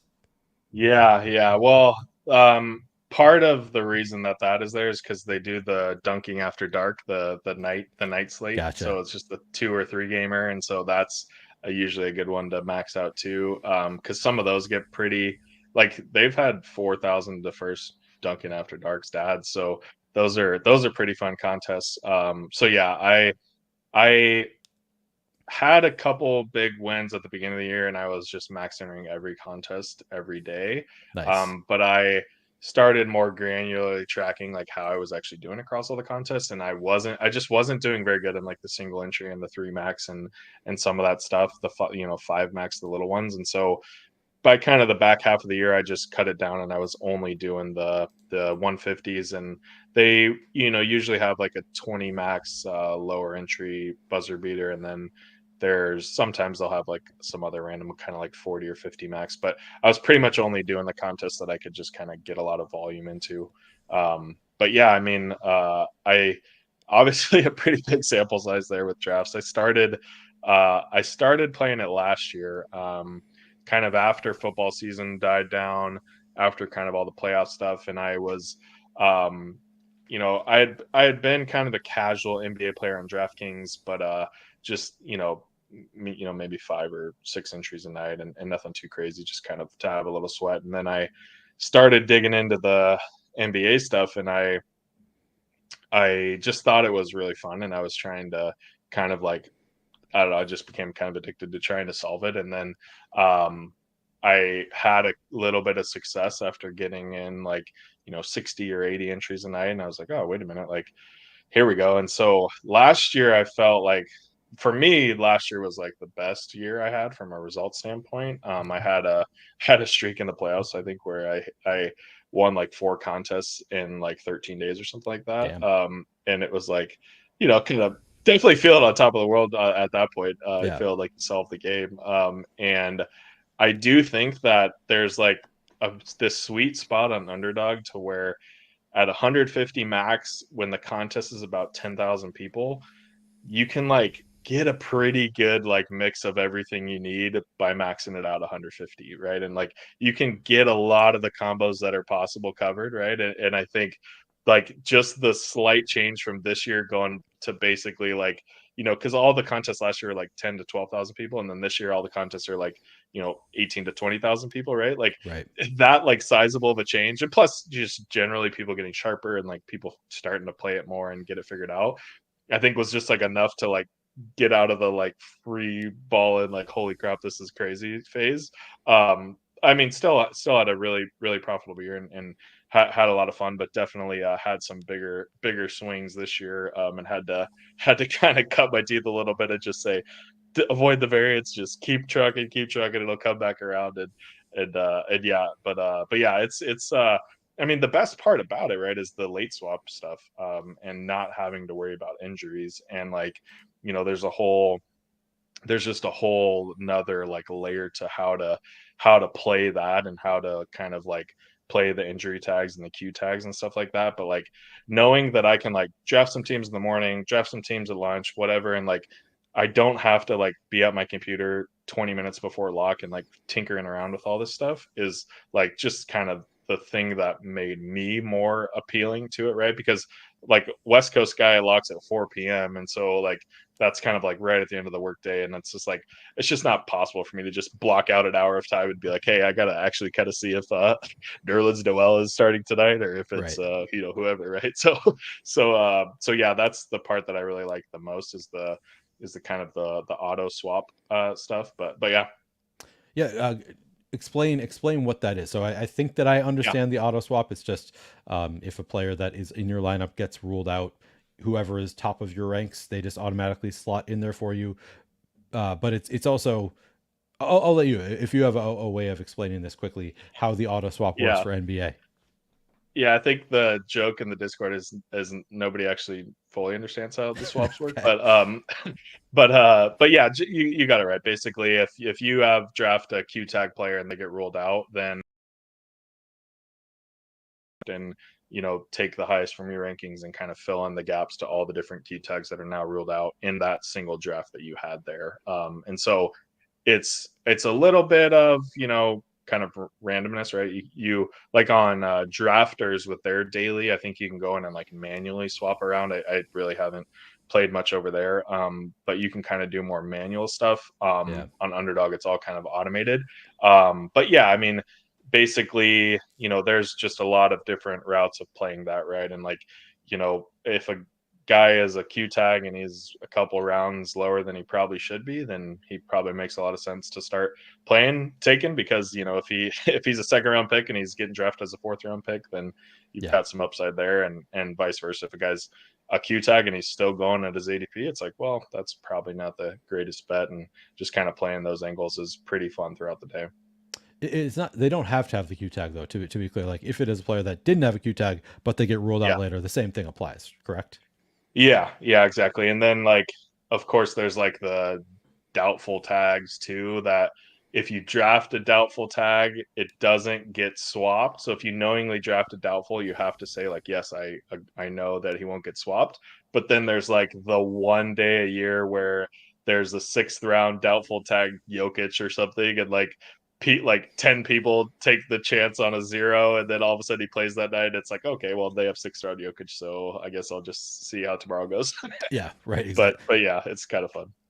And on Underdog, I will say, is very quick to update a player's status. I know I was in the middle of a draft at one point last year where like I tried to take a player who had a Q tag and they had apparently just been ruled out, and I hadn't even gotten the notification yet. I tried to draft a player and I got a notification that said this player has been ruled out. If you draft them, Yeah. they will get a zero. Do you still want to draft them? It's like obviously Yeah, not, but yeah, so yeah, they yeah, are very much on top of, and of course they have the alerts. Like Underdog alerts is what everybody uses for NBA news in the yeah, moment. So yeah, they're very much on top of it. So you said it's reverse draft order. So my assumption had yeah. always been like it's based on whoever had the earliest pick. Like if I took a questionable player, at the 101 and they get ruled out, it would be that person gets the first, whoever is their top rank. That's not how it is. See, this is where we kind of get into like And the I nobody haven't read the knows rules. I just exactly. There assume that is that's how a it works. there is like a pinned like post somewhere in some Discord that says exactly how it works, and I haven't really given it that much thought. I just kind of hope that the best plays out. But yeah, I think from so like maybe just to dive quickly into the process, right? Is like because I when I first started, I'm like, manually drafting, being like, okay, well, I took these three guys, so I got to keep track of that. Don't take that same three combo, whatever, and that kind of thing. And then set like this whole year, I don't even think I looked at a single draft I did. I just fired off. I kind of fired off in batches of 20 and just let the ranks kind of do their thing. And I think just to kind of from like a simple standpoint, essentially, is like upload the ranks of what I think the right thing is, or what the right rankings are based on projections, right? Fire off maybe 20 25 drafts, and then look at where my exposures are at and just kind of adjust accordingly throughout the day, right? And try to kind of keep the exposures, like how NBA works, right? Like a guy's going to be zero point 0.3 points ahead of projecting ahead of the other one, Yeah. and you don't want 80% of him and 20% of the other guy, right? You want to be pretty even with the field. And like I think even when I'm looking at my projection sheet, like I think I round to like the nearest like whole number, and then like multiple of 2, right? So it's like I want all of the guys that are going to score between 40 and 42 points to look the same, right? Because then it's just like, they are the same basically, and so then you can kind of get a little bit more looser with the ADPs or move guys around and get some fun combos. And like I think the 2 game slates and like the 3 game slates are the fun ones where it's like kind of like a little more of the like trying to solve the game kind of thing, right? To where you can like really get into like flipping the board and like, okay, well, like all of these guys around the turn are the same. So like what if the 8th pick actually outscores all these guys, right? And you kind of can go through a couple more cycles of like really screwing around with the ADP and just trying to get some weird combos that can kind of bubble up. But I think that's really like the name of the game, is like a lot of people are focused on keeping their exposures pretty level or kind of dialing into the right exposures, but then taking it kind of the next step and looking at like all the different combinations you have and like what your exposure combo is, and trying to get a lot of those covered is pretty good. Because you can imagine like throughout the day, like there's going to be the natural ADP Yeah, snake draft, right? To where I'm going to have like 80% of this combo of 3 guys just because they all are stuck on the same side of the board every day. And so like trying to not have that happen, right? Like one of the best drafts, or one of the best nights I had like last season, was a night that I literally had like 5% Fred VanVleet or something, but because I was so low on him in the ranks, he ended up becoming part of a team that like was a rare combo. And so like he fell in a draft and I grabbed him and he was one of my 5%, but like nobody else like had that specific combo, and obviously he had a good night. And so it's like the one, like I had a bad night because I faded him, except for the one team that had this rare that's combo, and all it then it bubbles takes. up to the top kind of thing. And so like that like really, that night really like kind of changed the way that I look at things. I'm like, oh shit, like there's like a whole another kind of level to these games a little bit, and like a more kind of ways to approach it. Yeah, the combinatorial ownership game definitely is the name of the game for me when I'm doing those underdog drafts, just trying to get Yeah. unique combos.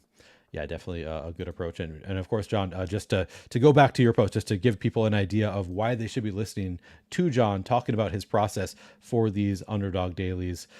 Put 0.12 into the top 0.1% last year, had 15 total banks, including 5 main contest banks. Put 1.3% into the top 1%, which in 2023, 2024, like that's really good for these days. And of course, 12.5% in the top 10%, 15% ROI, which was worse than your previous year. That is pretty nuts that 15% ROI was a big step back for you in terms of ROI. Hopefully just randomness and not just because the field is getting super sharp. But yeah, John had a very, for a player playing your type of volume, those numbers are more impressive than somebody who's, only playing a limited number of drafts, and you're playing like really high volume and still getting these kind of results. That kind of just goes to show you how good your process is. Yeah, your charts there look really good. I put this tweet into the chat for anybody who is interested in going over John's NBA numbers from last year, but obviously all very impressive stuff. But I want to take a step back. So you refer to like based on the projections what the ranking should be. Do you do your own projections? No, I do not. I just pull from ETR basically. And then I think one of the things that I do, so, you know, I'm sure you can imagine I have a pretty crazy spreadsheet for these Of daily course. things, but Yeah. so it's not just the ETR rigs. But one of the things that I do is I look at like I kind of game log watch a little bit more than probably some people do, right? And so because I think that actually does matter a little bit, and obviously not like the last 2 games, but like looking at the last maybe like 10 to 15 games and just see like from a trending standpoint, like maybe maybe like ETR is just wrong, right? And they're not getting the blocks variance correct or whatever, right? And like Right. they're just like not like this guy has a higher range of outcomes than they're saying, or something like that. And then like really what I like looking at that for is in like the 5th and 6th later rounds where the you know at that point like I know everybody loves talking about like ceiling, right? But like some nights where there's like 4 or 5, 6 games, like gets pretty thin at the later rounds. And so like I care a lot about the floor, right? Like give me a guy that's like for sure gonna get more than everybody else, right? And then maybe maybe doesn't have the ceiling upside, but like has the floor. And like it's kind of like people would probably say that's like the wrong approach, right? It's like just look for ceiling all the time. But like at a certain point, there's like an inflection, and kind of that floor matters a little bit too. And so yeah, that's just kind of the some of the things that I look at from I like to fold in the game log stuff, and kind of like as I'm making my tiers for the day, it's like, oh, this guy's actually kind of been outperforming his projection here, so probably makes sense to bump up a little bit and stuff like that.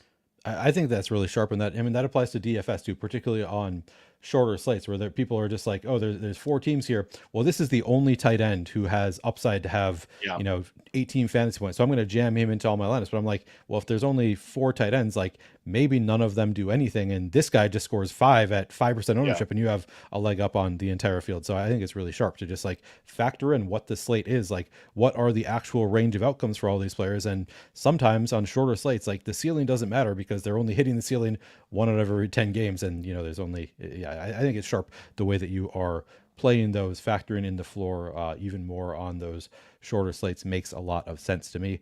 Good to see Nez heard us talking about him in the dog bowl and shows up. Good to see you, Nez.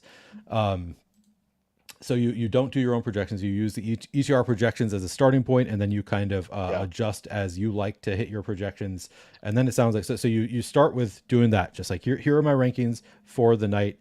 You run 20 drafts. Is that about right? You run 20 drafts, and you just let it ride. Like you just like enter 20, let it ride, come back after. Yeah, people have made some good button clicker extensions to where you don't have to actually like go and push the play and go back. Like you can kind of just press a button Oh, and it'll enter 20. So that's obviously very helpful. I don't have like, I know there's like, I have nothing like the brick draft caddy or any of these things where like you're getting a bunch of data on the screen and all that stuff. It's literally just a bot that pushes all the buttons to enter the drafts, right? But yeah, so like best case scenario, if I have like all the time in the world, I'm doing it in like chunks of 20, and then downloading my exposures, looking at how they are on the rankings, and kind of adjusting in batches of like 20. So kind of getting, a new call it mini portfolio each run kind of thing.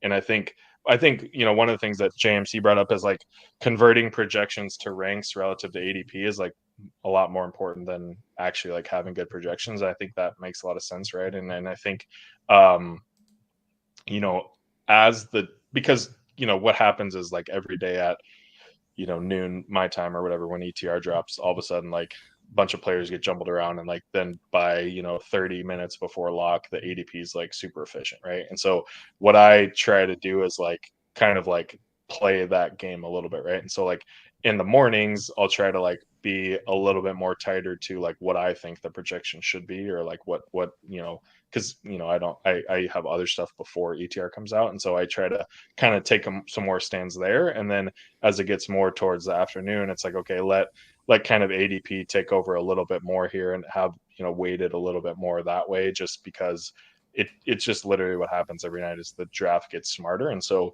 you're probably kind of giving away some EV if you're trying to go against the grain when everybody else is getting smarter later in the day, kind of thing. do you ever feel for like before we even get like Q tags necessarily? And sometimes, first of all, I think sometimes these contests come out the night before. Is that correct? Yeah. Do you Yeah, ever pretty like? much. So yeah. Okay.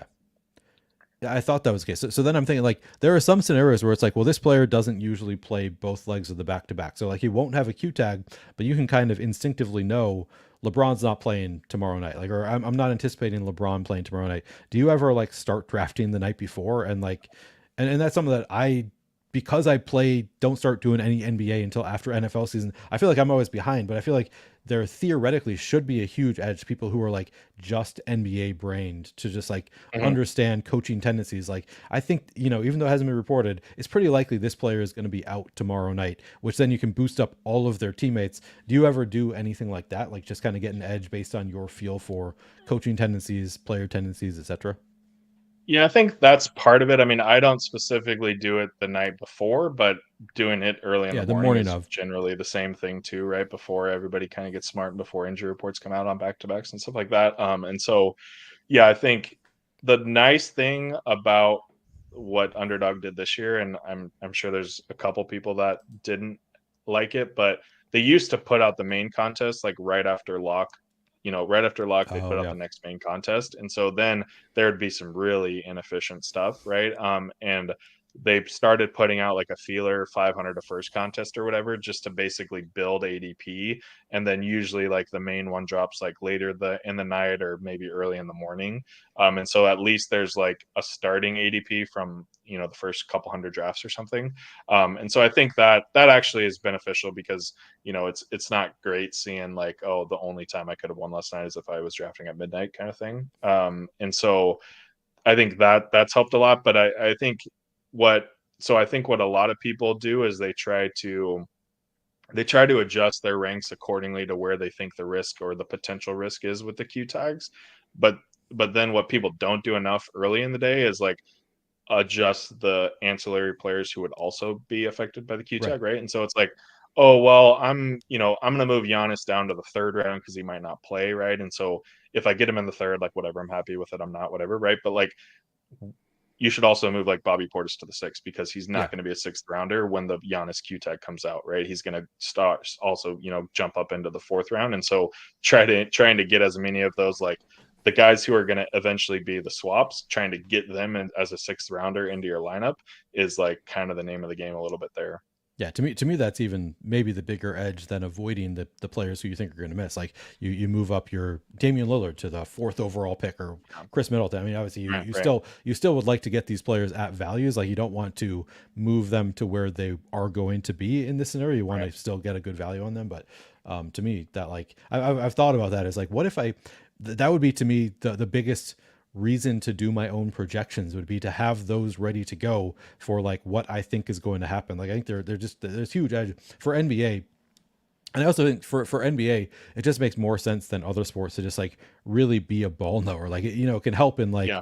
NFL, other sports being a ball knower helps, but like being a ball knower in NBA and like understanding coaching tendencies and player tendencies, etc., such a huge edge in the NBA. So I was just curious if that is something that you do as somebody who does max this stuff out and has had a lot of success. Like, are you pushing that lever of just like leaning into those unknowns before the news comes out?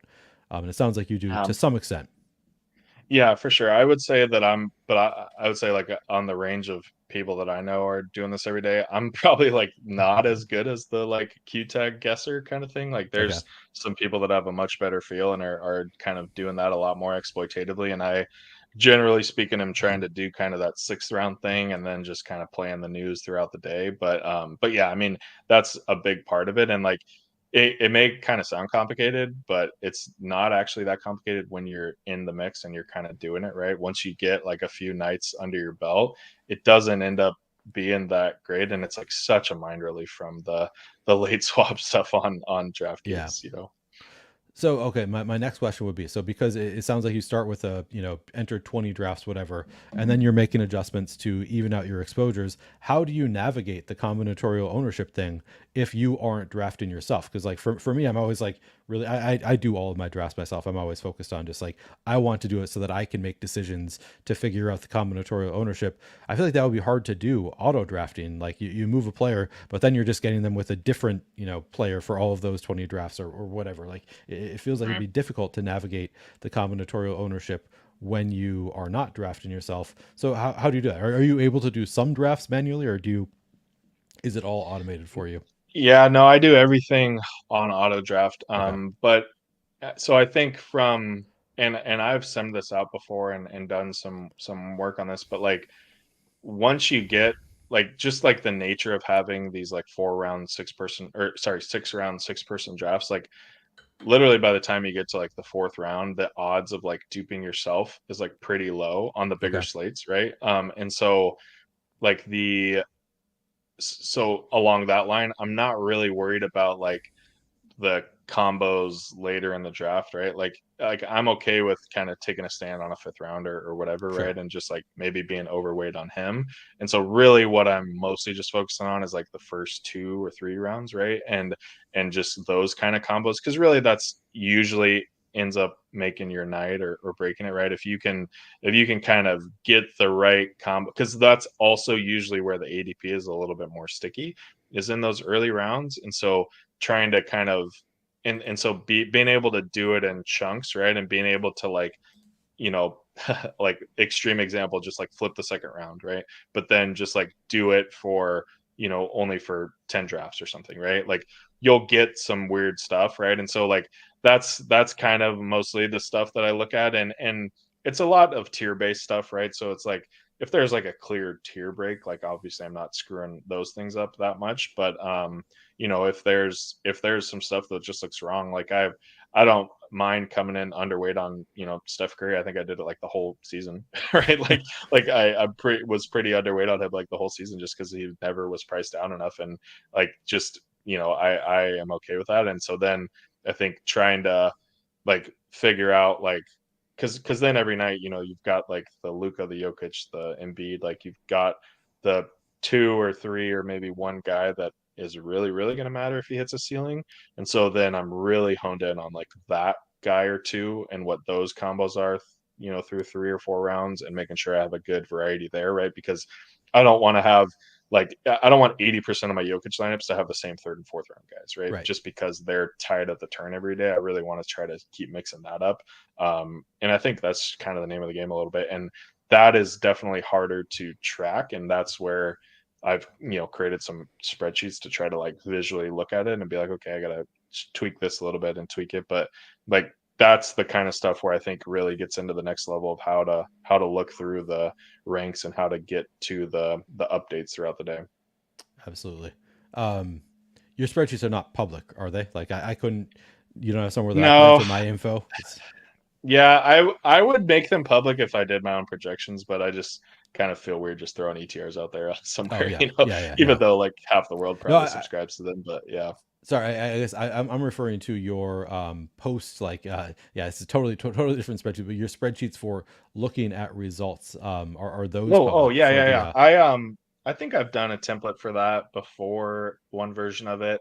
There was a couple guys in the Discord have done different bots to help like cull all your results. Like there's a couple things that can Uh, like take all like that's obviously how I've been able to track 36,000 entries or whatever. Is it pulls in your results from the night before and shows you your finish and your cash and all that stuff. And so yeah, I've got some templates for that for sure, oh, that I can probably get whipped up. I'd be interested. I've always like because Yeah. I don't think Roto Tracker has anything for underdog, and No. I've always been curious about like how am I playing? Like I'd like to be able to track it a little bit better.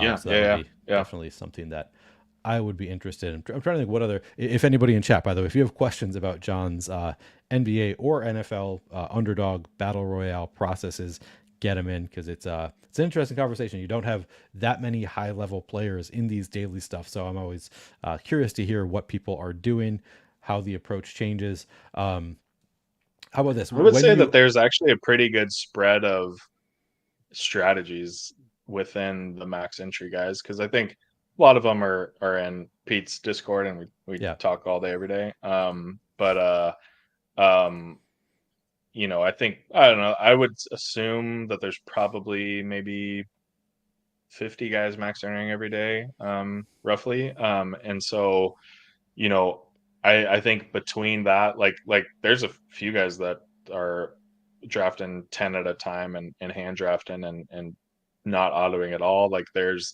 the like T boxes of the world that are like just set in their spreadsheets that are like pretty much based off game totals and like and just are hammering 60% of a guy every night, and having some swings there. There's like the Sam Olsons of the world that just crush the 2 and 3 gamers, and it's just like what is going on? Like, how are you so good at these? I don't understand it. There's not that many good players on these slates, but yeah, it's definitely interesting to like see how everybody plays it a little bit differently. I would say that it's definitely not that close to being solved on the relative scale of DFS, and it's probably just because it is a little bit of a grind to get your entries in, right? And so like yeah, it's fun. I think it has the ability to keep growing, because I think I mean, they had basically 8 to 10 grand a night to first yeah pretty solid. this whole season, and I mean that's pretty solid. So I would hope it can kind of stay there or keep getting bigger next year. Have you heard the rumors that Nerdy Tenor, Daniel Hutchings, might be solving this game? One of the best DFS players in the world is attacking this game. Have you heard those rumors? Are you nervous about that? Yeah, I heard him. I think you had him on, right? Um, I did, yeah. yeah. I listened to that. And I think what he is talking about is probably kind of similar to how he's working on solving those mini games or puzzles or whatever he's calling them, right? Where Yep. like I feel like some of that stuff is definitely like on the two gamers, right? You can probably try to learn some things from there and then apply it on the bigger scale and stuff like that. But um, I think hoops specifically, because the scoring is so projectable, right? And like Yep. the range of outcomes are a lot tighter. I think that it's just kind of a volume game, and as long as you're doing high volume in not a completely stupid way, like you'll probably do pretty good, and then it's just all about kind of finding the little micro edges to keep keep grinding away. Is there any randomness to your process when you are like readjusting for the purpose of changing your exposures a little bit? Do you like turn on randomness to like figure out how you want to adjust those, or is it just like straight up like you just do you take a hard look at like I'm getting to 0% of this guy, I got to move him ahead of this guy to get some exposure there? Like how do you make those adjustments after your first set when you want to as Yeah. Chris says RNG it up? Is that what you do? So no, I don't use randomness from like an actual like randomness feature. Like I know like Okay. Andy does, like he Yep. includes randomness in his projections, right? And so that way each run he's doing are a little bit of a different projection. I kind of take it from a different approach where I am trying to make like I'm trying to make as many players look similar as possible, and then kind of like looking at it from a tier standpoint, and then just kind of like mixing up the tiers based on my exposure, right? So like I don't really care if like I want five guys to all look the same, and then I just want to treat all those players as the same player, right? And just try to get equal, and then I want to kind of keep doing that in tiers throughout, and just adjusting kind of based on the exposures there versus like changing the projections. And so because I think that's where I think the ADP piece comes into play more, is like if you're introducing randomness into the projections, then you're going to kind of bounce in and out of ADP. And I think there's ways to weight that in throughout the day and stuff like that. Yep. But I would rather just kind of do it from a tier based standpoint. And it's like, oh, well, if I'm low on this guy, I'm just going to move him up to the top of the tier. And if I don't end up getting enough exposure, then that's all right, I'll live with it, right? And same thing, like usually that's where I end up being overweight on a player, is I will move them down to the bottom of the right tier, and it's just like I'm just gonna keep getting them, and it just is too far of a jump to go to the next one from a projection standpoint. Like he is just looks like a too good of a play, so I'll live with 40% tonight or whatever.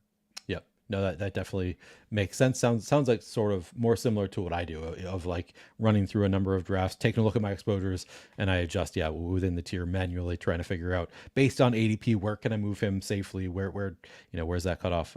Sounds pretty similar to what I do also. How about NFL? How does NFL differ from NBA for you? So I guess start from the beginning. What is your process like for NFL? Do you use projections to set your ranks there? How do you approach NFL Yeah, battle royale? so NFL, I would say, is quite a bit different. So I would like to think that probably the fourth and fifth round by ADP are probably like some of the worst picks possible to have, right? Because generally speaking, like if you're just to look at the wide receivers, right? Like probably the top like 3 to 6 wide receivers are really elite on a weekly basis. And then the next like 12 receivers are probably all the same. And then there's like some high upside guys at the end, right? And so if you were to look at that through the lens of ADP, right, and those 12 receivers that are probably all about the same, like literally there is 5 of them that get drafted 100% of the time, and 3 of them that get drafted 15% of the time on like a guy that has the exact same projection as the other one, right? And so it's like, okay, like I don't care if you've never learned anything about sports, like, but you have to play this exploitatively, right? You have Right. to take the guy that's only getting drafted 50%. And so like I am like almost to the point where I would just come if a guy has an ADP of like 24 in NFL, like I'm just crossing him out. Like I'm just probably not drafting him that week, right? Because I'm just probably obviously there's some nuance there and whatever, right? But I think that's definitely an approach. And I think the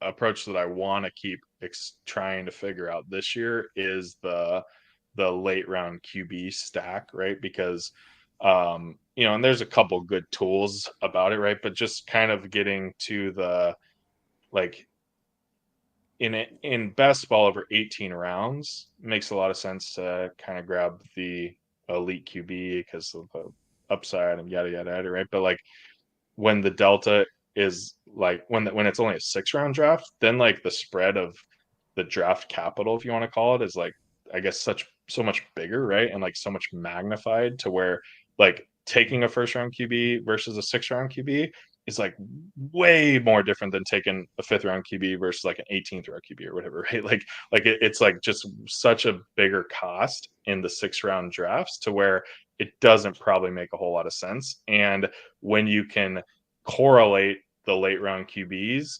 to, because that's the other thing is like it's sometimes harder to correlate the early QBs because they also have like these early positional players, right? Like Right. if you're probably not able to get that many drafts where you get 349ers, right? Because like they just all get drafted so early, right? And you can't even do that in an 18 round draft, much 18, much less a 6 personer. So I think like that kind of side is really what I want to try to lean into is like, okay, what are like 4 spots that I think are fun stacks this week and just kind of like hammer those guys, right? And I want to have 100% of QBs that are drafted 15% of the time,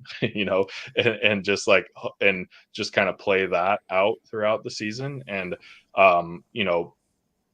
within that is like, okay, well, some double stacks, some single stacks, some with the tight end, some with wide receiver 2, making sure that the spread of 1st round running backs is similar to in all my Joe Flacco stacks versus all my Geno Smith stacks or whatever, and like kind of trying to play that game. And I think doing that's a lot more feasible in the weekly NFL because there's just more time to like to really dial that stuff in, right? And Yeah. versus like the nightly kind of thing. So anyways, but it is still like a lot of time, right? And like I'm generally of the approach of like trying to spend less time doing the stuff and try to automate the process a little bit more. And so I think that's kind of like the sweet spot I'm trying to find is like, how can I get this to where I can kind of auto draft it smartly still?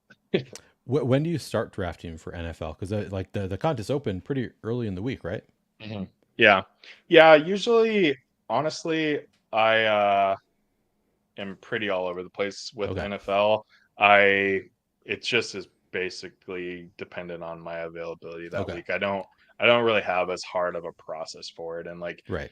honestly, like I think the I think the Joe Flacco Amari Cooper week was like me listening to a podcast on Saturday doing some yard work and somebody's like, hey, this could probably work. And it's like, oh yeah. And then I'm like, oh, I'm just gonna draft 100 of these teams. Like Right. I don't know, like that one was like pretty random, right? And obviously it was a just kind of a funny of a little bit of a bit, but I think it did kind of flush out something that probably has some legs if it's put over a longer sample size. And so but yeah, I don't really have that crazy of a process. Like I'll probably just casually draft in some at the beginning of the week, and then once you get a little bit better feel for how things are going, then start going them in groups of 10 or 15 and just trying to get some more volume in. Yeah.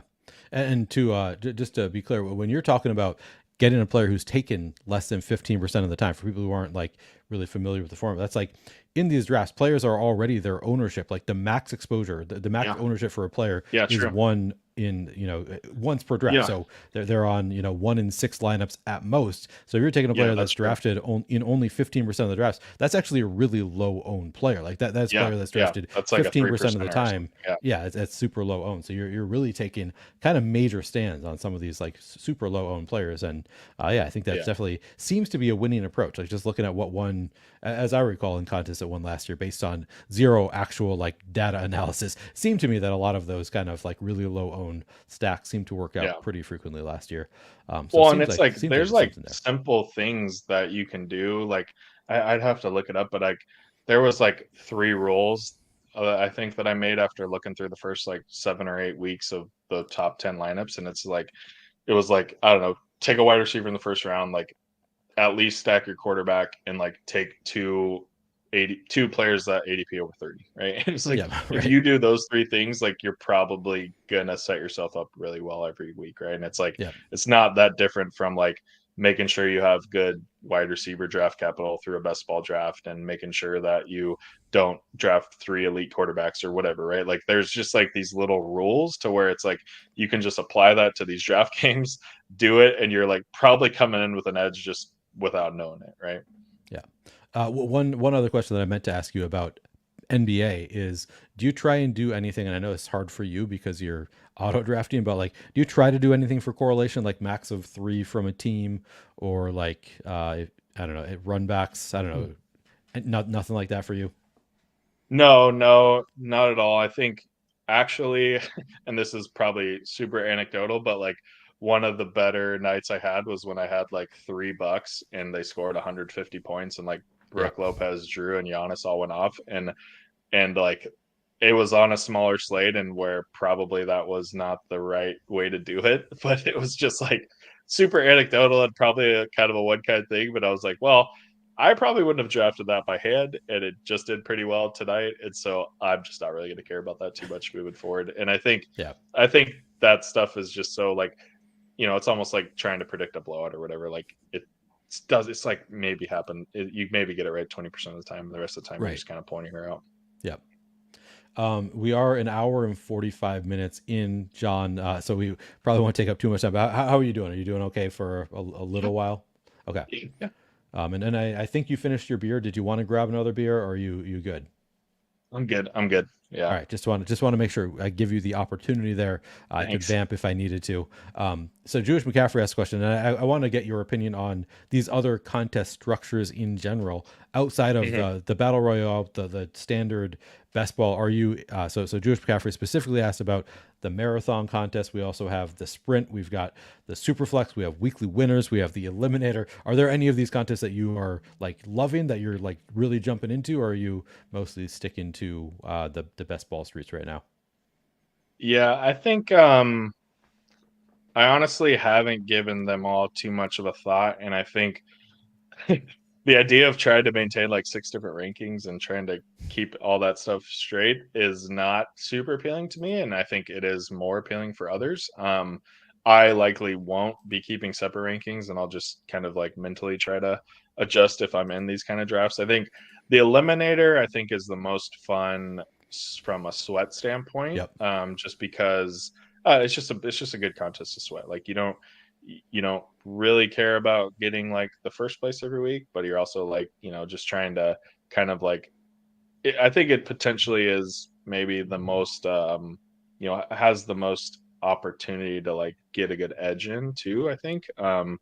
And the the weekly winners, I'm probably not going to draft a single team. I was just like a min cash king last year in weekly winners, and it's just I just don't really think it's worth the time value. Like I don't know, like that one's just a tough one for me to get behind. I'd rather just play the battle royales. And I made the stupid mistake last year of so I like started this weekly winner sheet, and I was like, oh well, I'm just gonna draft kind of like the first 4 rounds and then look where I have some similarities between a week, and then just hammer like week 7 or hammer week 9 or whatever, right? And like and so I was doing this whole thing, and I'm like, I'm not like getting enough volume in. So then I'm like, okay, I'm gonna fire off some slows, and then it's like every time you open a slow, you're like, all right, fuck, what was I trying to like solve here? Like, what was the puzzle that I had set I am myself in up slow here in draft weekly round winners hell 12? right now. Yeah. Yeah. And Here's the so trick. You that got to was label your draft week 8 and yeah, 12, or whatever yeah, whatever I you're know, shooting for. And but still, even when I do that, it's like, fuck, I got to bring up the NFL I schedule know, for this week to try I to figure out know, what I I was trying know. to do. So I hear you. I know. And then I actually did that. I did write that. I took meticulous notes on like here's the week I was targeting. And then they freaking start like it's a new contest every week. So all of your teams just roll into this new contest, and then all your You lose names your get wiped names. out. Yeah, So yeah, I I know. couldn't like validate whether any of my Yep. strategy worked or not, right? I'm just like, oh whatever. And Yeah. I didn't win anybody on that. But yeah, I think the eliminator is the most fun just because I like to look at it from a sweat standpoint. I mean, like I probably shouldn't like say this as a guy who's also saying, hey, I just started a best ball blog, but my like general mindset for best ball is like draft good teams during the summer, and then like hope you get lucky, and then like probably check the app again on like Sunday Night Football week 16, right? Because like that's usually when I start like sweating, right? It's like I don't know, you just put your mind into a pretzel if you're trying to like check all your stuff in week 7 and week 9, and like, oh, I'm advancing 33% of teams, and it's like, I don't know, there's just still so much time left. And so like I did a ton of volume last year. I think I had over 1,000 teams last year, and like even after advancing through the regular season, then I still have like, I don't know, 150 teams, and I'm like, okay, well, I still don't really know what I'm rooting for here. And then the next week it's still like 40 teams, and I'm like, okay, well, okay, whatever. Let's see what happens this week, right? And then it's like, Right. okay, now I got my like 3 teams or two Yeah. teams or whatever. Now let's start rooting, right? And it's like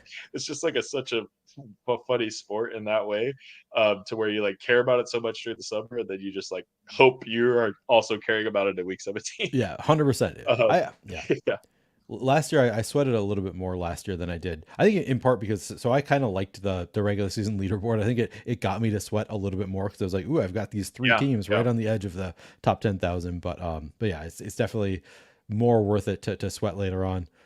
You just reminded me of one of your more. I thought it was sort of a controversial take from people who are doing content related to this. You said in your stream with Pete that you are, it sounded like you're kind of an advancement rate bro. Like you think that the best strategy is just like get teams through and hope for the best because it's really hard to predict what's going to happen in the playoffs. I don't want to misquote you there, but I think you sort of, I got the impression that you are very much like a, let's just make good teams, get as many through the regular season as you can, and then hope that your things randomly go your way more so than building for the playoffs. Would that be a correct synopsis of your best ball take? Um, I think yes, but I would say so.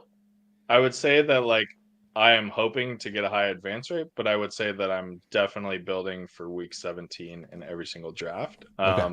So I don't know if that maybe answers the question. I think I'm So less no, of that is not what you're the saying. Yeah, I think that does yeah, answer I the question think in the negative. yeah. So I guess it's more so from a standpoint of like I don't know, like I'm just not really willing to be like, okay, if I so I think it's maybe more from a lens of like a lot of people are thinking a lot about like unique combinations of like, oh well, if I take two elite tight ends with the same bye week, like nobody's gonna have that, right? So then if I make it to week 17, like I'm gonna have these two tight end combos that nobody has, right? Or like, Right.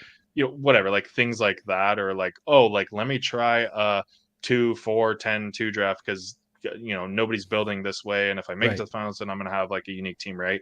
And it's just like I'm more of the mindset of like, you don't have to do all this crazy shit because if you make it to the finals, like there's not like a bunch of dupes in the finals. Like every Right. team is still unique in the finals, right? And so like you don't like literally I doubt that they're in the 1,001 person DraftKings final or something. I doubt there was hardly any dupes in that, right? Like last year, right? No, So it's I like don't think they're ready. the teams themselves with the 18 rounds and all the crap that goes on throughout the summer and the differences of ADP, like they're just going to be unique in themselves, right? So Right. don't do like all this crazy shit and like care about that stuff too much. Like just build good teams, and then just basically I would just say like pray your advance rates are good, right? And then pray Yeah. that you run hot in the playoffs versus like trying to optimize or build a team for an advance rate or something like that. That's not really something that I look at. Okay. It's more just like don't do like that seems to be the hot flavor of the year right now in best ball is like I think people are just bored in May and June and they're like, okay, well I can try this kind of build. And it's like, well, that's like opposite. Like I feel like you should be doing the crazy you know, double elite tight end or double like 4 late round quarterback or something. Like do that stuff like the day before the week before the season starts, right? When like you have the most information at your hands and you feel like you've exhausted every 2 5 8 3 whatever, like if you've Right. exhausted all of your different combos and you want to get weird on a couple, like that's the time to do it. And it seems like now people are just bored and like making all these shitty structures. It's like, all right, I'll welcome that, bring it on, keep doing Yeah. that. Yeah. So I think that we are pretty much on the same page. Like I think that people want to try all these different structures. Like, oh, I'm just going to do 3 running backs. I'm going to do 3 elite running backs, and then just lay off the running backs the rest of the draft, and like trying all these different things. And I'm like, I don't really think you gain anything by doing that, by Yeah. stopping at 3 running backs, or like I'm just going to have 1 quarterback and just stop at 1 quarterback, or 1 tight end. And I'm like, I mean, I don't. So you get an 11th receiver. Like you want to build an 11 receiver team.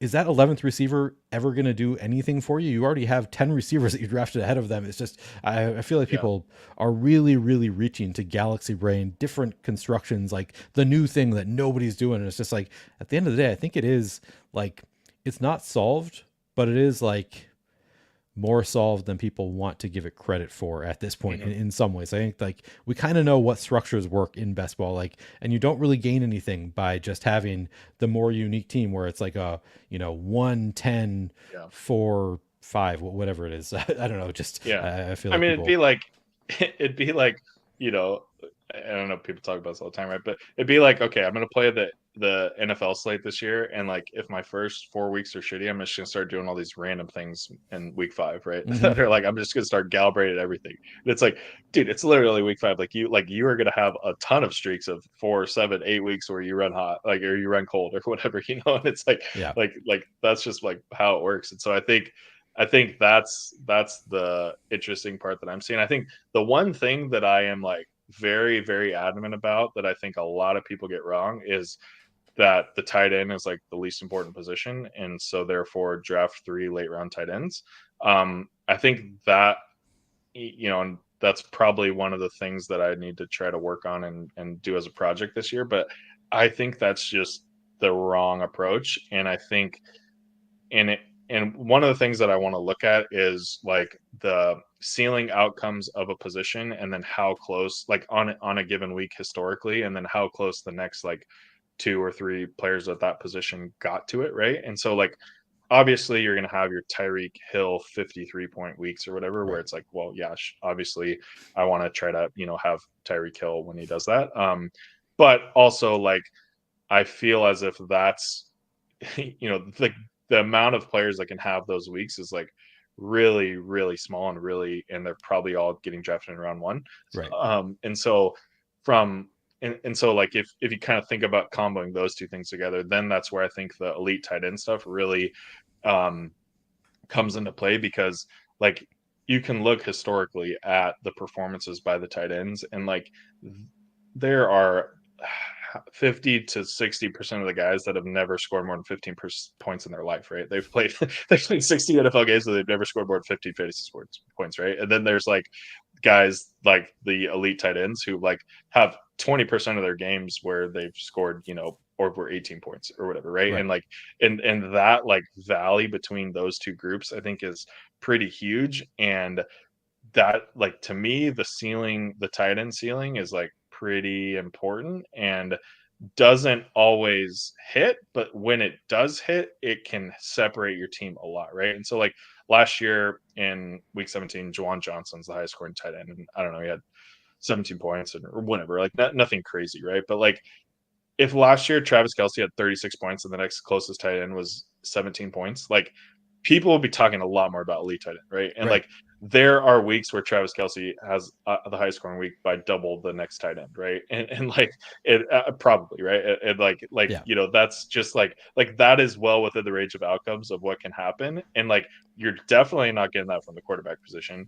Like you're probably not getting that from the running back and wide receiver position, maybe to a degree, right? And so I don't know. That's just the kind of stuff that I think that I want to care about a lot more, is like I will play Best Ball Mania for 10 straight years and have the highest scoring tight end in week 17 be 15 points, because in year 11 it will be 32 points, and there's only 5 guys in the league that can hit that. And that's, when I want to hopefully have that guy on my team, kind of thing. yeah. And so I think that's a pretty interesting one that I see a lot of people on both sides of the fence, and I'm like adamantly on the elite tight end side. I'm glad to hear that. I don't have a really hot take, but I am very much in on elite tight ends this year. Like I have very few teams that don't have a tight end prior to like the 7th round. So I'm glad to hear that is your take on the elite tight ends, because That's very much in line with what I'm like. Getting a Mark Andrews in the fifth round feels pretty damn good to me, and I've heard. I think Yeah. that's kind of controversial. Some people are like, I'm just not into fifth round Mark Andrews. I'm like, that feels Mm. super cheap to me to get Andrews Yeah. there.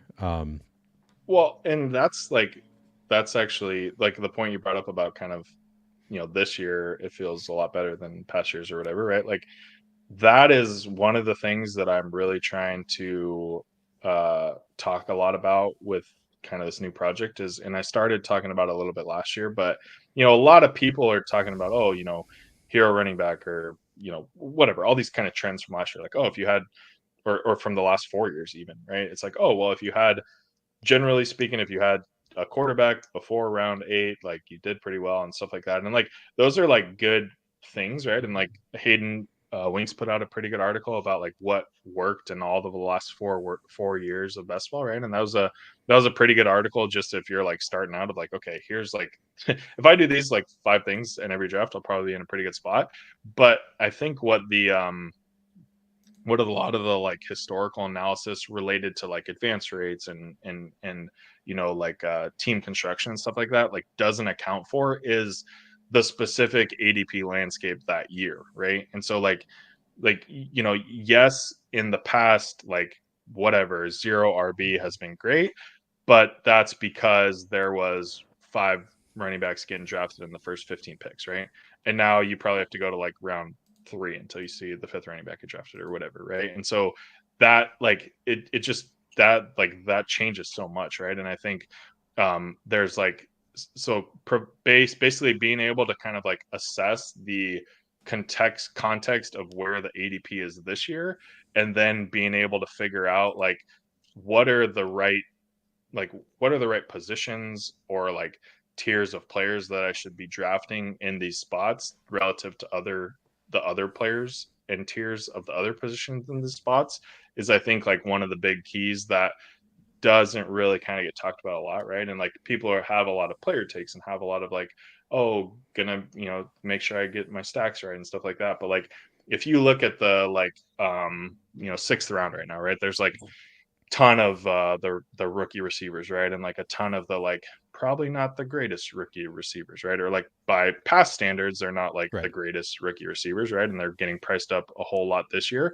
And so like generally speaking, I'm going to be taking the approach and trying to flush this out through the data of like that is just not a strong cohort of players to be drafting, right? And then if you compare that to the running back group getting drafted right around there, right? Like that's probably a lot stronger of a running back group than it has been in years past, right? And so like throwing the noise out about, oh, you never want to have 3 running backs before round 7 and trying to apply like how does the wide receiver group in round 7 compare to the running back group in round 7? Holy shit, I should actually have 3 running backs by round 7 this year because of the context of this year's ADP. And I just kind of made that up. That I haven't really Yeah, yeah. flushed anything out, but like that kind of like thinking and that kind of lens is like what I'm trying to like solve.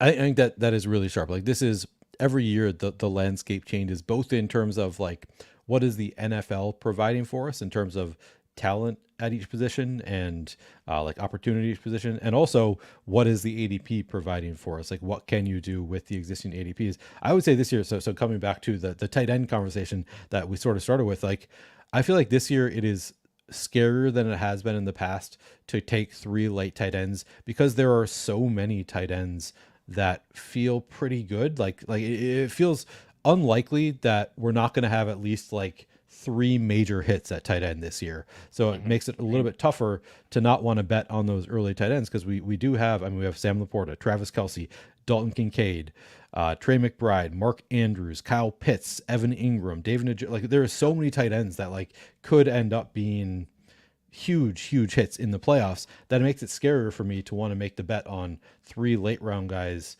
because Right. I feel like there is like there's just in past years it's been like maybe there's only a few tight ends that you really feel confident in, and Yeah. maybe I'm wrong, like maybe this is just me buying into the tight end hype that happens every single year, but we kind of saw it last year with Yeah. we've seen it now from obviously Kelsey, Laporta, Andrews, Yeah. Kincaid to an McBride. extent. Like we've Yeah. seen it. I didn't even mention Kittle there. Like there's so many, even Yeah. Engram last year. Like we've seen it from so many of them that it feels like this is a unique tight end landscape that makes it a little bit tougher to just fade the position, take the 3 late guys, hope that you get, a Yeah. touchdown in the right weeks. To me at Well, and you least. can like have your cake and eat it too with that too. It's like you can take your Kyle Pitts in the 6th round and then but also agree that like after that tight ends aren't that valuable, and then like literally take Johnny Smith or Jelani Woods or like whoever in the 18th round, right? And it's Right.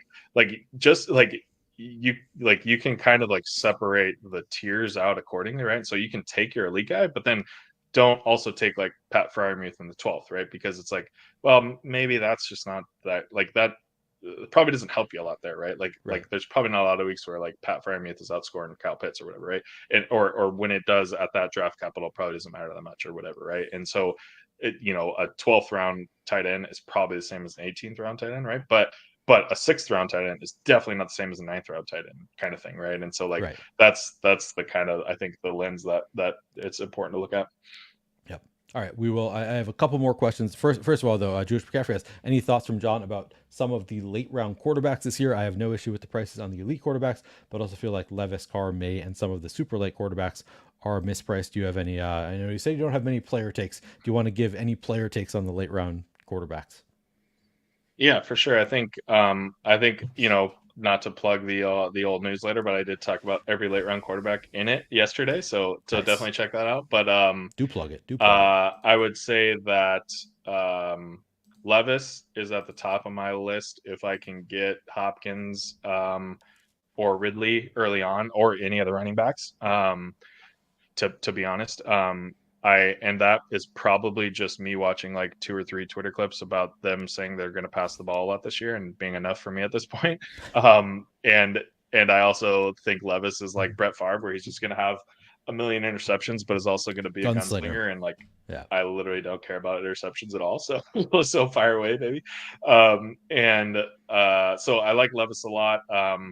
I it's funny to me that the Patriots mob hasn't moved up in ADP, because I feel like every analyst is talking about them and pulling off the Patriots backstack. So I think that's totally fine. Keep firing away on Drake May. I think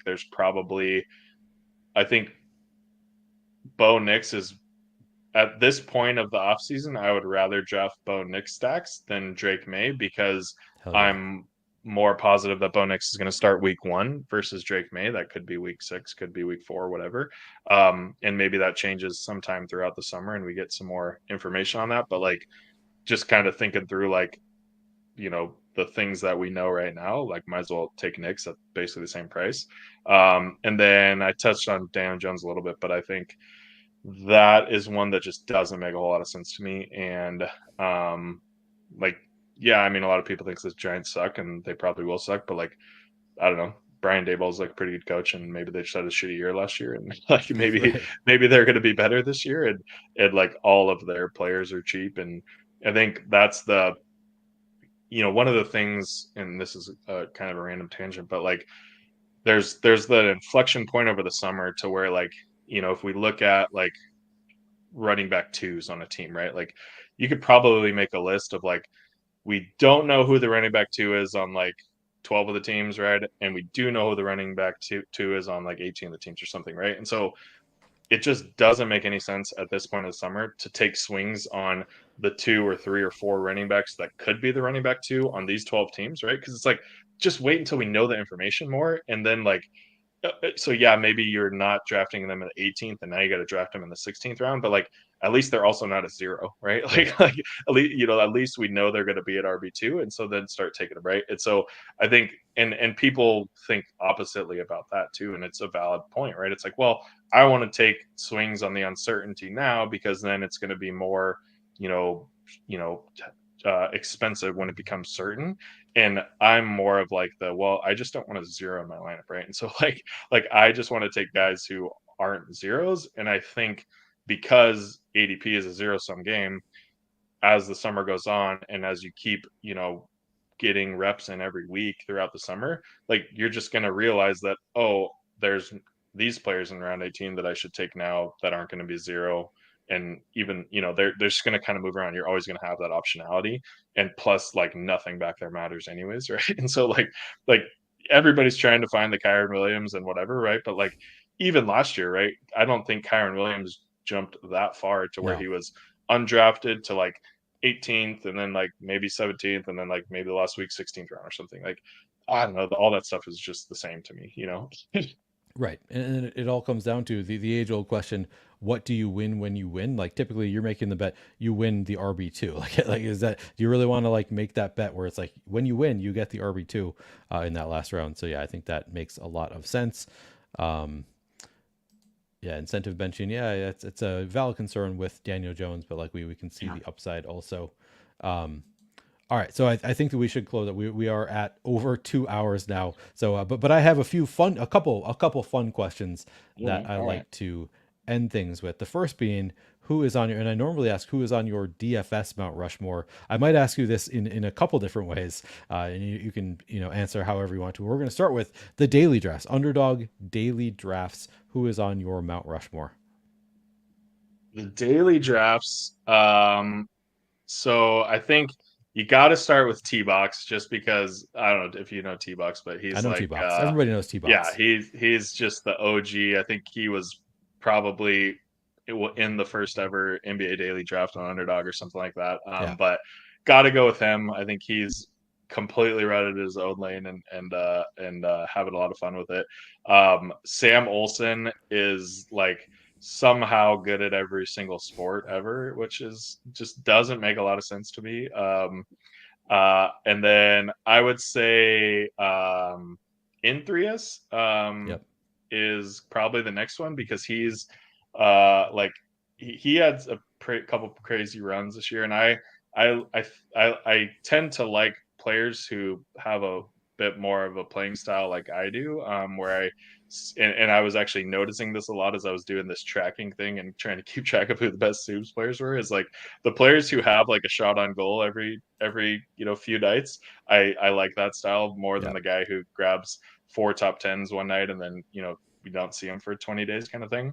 And then I would put Crutches in there because mostly because I enjoy the shit out of how he sweats all sports, and he is constantly in the Discord like finding the team that he thinks might take it down that night, and like very advantage player, but I just I love his sweats, and like starts caring about if he's got a chance to win like way before I start caring about it in the night, and I always find that funny.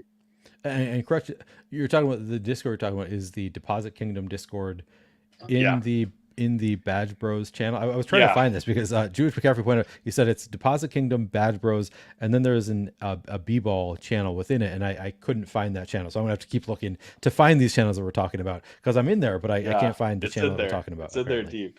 All right. It's in there deep. I'm sort of proud of myself for I know all of those usernames even as a like sort of casual battle royale guy. I know all of the names that are in your Mount Rushmore, so I'm proud of myself for that. Yeah, A Rose, and that's another name that I know Yeah, in yeah. the battle royale streets. Another guy who crushes. How about best ball? Do you have a just generally a best ball Mount Rushmore? Yeah, I mean, I think you got to put Crane up there. Obviously, had the big success with the BBM3, and then I think I find his content pretty refreshing, and I think it's a lot different, and I just think that's pretty cool. And then I would put Overzet up there just because I think that he's like, he's kind of like put the best ball community on his back and just like carried everyone with him, right? And like Yeah. he's kind of over the last 2 or 3 years really like just giving kind of the grind and the best ball stuff, and it's fun to see him getting 600 people watching his streams on the He morning in May, crushes. right? Yeah. It's like because it's just like he's been grinding it out and just talking about this stuff over the last however many years. So I think just from like galvanizing the community and like just somebody that like is really good at like bringing in smart people and talking about smart people on the shows and stuff like that, and is obviously a sharp player himself. I would definitely put him up there. I really love Easy's sheets, and he's he's a guy after my own heart with the crazy spreadsheets and conditional Yeah, formatting and stuff like that. But he's good at that. like I think that the way that because that was like the same thing that I always try to do is like, how can I like quantify this, right? Like, how can I like utilize this for like something that I'm trying to do, right? And so his approach to like trying to quantify that correlation and quantify the playoff correlation and what is that a boost to your overall lineup projection and stuff like that Yeah, is really really cool. And I think I don't know. I feel like that's probably the list. that's only three. There's four on Mount Rushmore. I know. Who am I thinking? Man, Who am I this is missing? tough. This I is will say tough. I This is tough. appreciate that you are not just like, oh, the BBM winners. Like you put people on that have not taken down maybe I don't know. Maybe Pete and Easy have taken down big best ball contests, and I don't know about them. But like I appreciate that that is not like the precondition for you, because best ball we have so few slates that it's like I feel like it shouldn't just be based on what you have won, because it's so like we've had such a small sample size in in what you could have won at this point. So putting people on there for like I Mhm. know that they think really intelligently about this, Yeah. and like their contributions to the community on top of that also, I feel like those are all great picks in my mind. Yeah. But I think I would probably put Sacrilegious up there too then as number 4, and that's just coming from a data guy standpoint because yeah, like I I I don't even think the guy has a Twitter, so obviously he's he not doesn't. firing off hot player takes out there into the ether. But like I don't know. I hate the people that put stupid screenshots up and just try to get clickbait on Twitter and like try to like I don't know, like make useful content is my thing, right? So it's like Right. so like I'm just not like into all that stuff. But I think like I don't know, this whole like diversification stuff that Sacrilegious has been talking about, like it's literally taken me like reading through both of his last 2 articles to like figure out what he's even talking about. And like that is probably a guy that I should be trying to figure out what he is talking about more, right? And it's me, like me you too. know, like there's plenty of people that are all talking about the same stuff. And when you can find somebody who's talking about something that nobody else is, and like me being a relatively sharp player who's really in the weeds on this stuff takes a while to figure it out. Like that's probably a good sign, and I should probably run towards that kind of thing. So, anyways, Yeah, and yeah, that is a fantastic four. I feel like you could have one name that came to me because you said sacrilegious. Shady Advice also checks the box of mhm. also got Yeah, third place in BBM, and is in that yeah, same yeah, yeah, bucket of like, man, when sacrilegious or Shady Advice come out with new content, I'm like, that is so yeah, intelligent, and I'm not sure I understand all of it all the time. They're kind of in that yeah, bucket. yeah, yeah, Um, yeah. Jewish McGarver says, last Q, not to sound like a fanboy, but I've just been really impressed with Karain. Feel like his site is awesome and he's a good ambassador. Any thoughts on Karain? And I mean, you just put him on your Mount Yeah. Rushmore. Yeah, Karain is obviously like top notch and is Yeah. put together also like just like the dream team. I feel like at Leg Up. So those are my Mhm. thoughts on Leg Up with Shady Sacral. I mean, they just have so many sharp people there Yeah. at Leg Up. Yeah, Do you have no, any for other sure. response? I think they're definitely a good group for sure. I think there's a lot of sharp stuff coming out there. I've been a subscriber since, whenever he started last year or something. So yeah, I think that's a really good group. I think like I don't know, my big thing is like it's this probably sounds stupid, but like for some of the stuff, like it's super important to just like think for yourself on things, right? Yeah. And like no, this isn't a tangent on leg up or whatever, but like literally probably 2 months from now, like everybody's just going to be regurgitating whatever like Leone and ETR said, like whatever Create says on Pete's show, and like whatever, right? And so it's like everybody's kind of going to be doing the same stuff, and like not to say that it's not sharp stuff, right? And like people are talking about sharp stuff and it's sharp ideas and stuff like that, but like just the like Drake May Bo Nix thing, right? It's like the same thing, right? But like one guy's probably not getting talked about ever, right?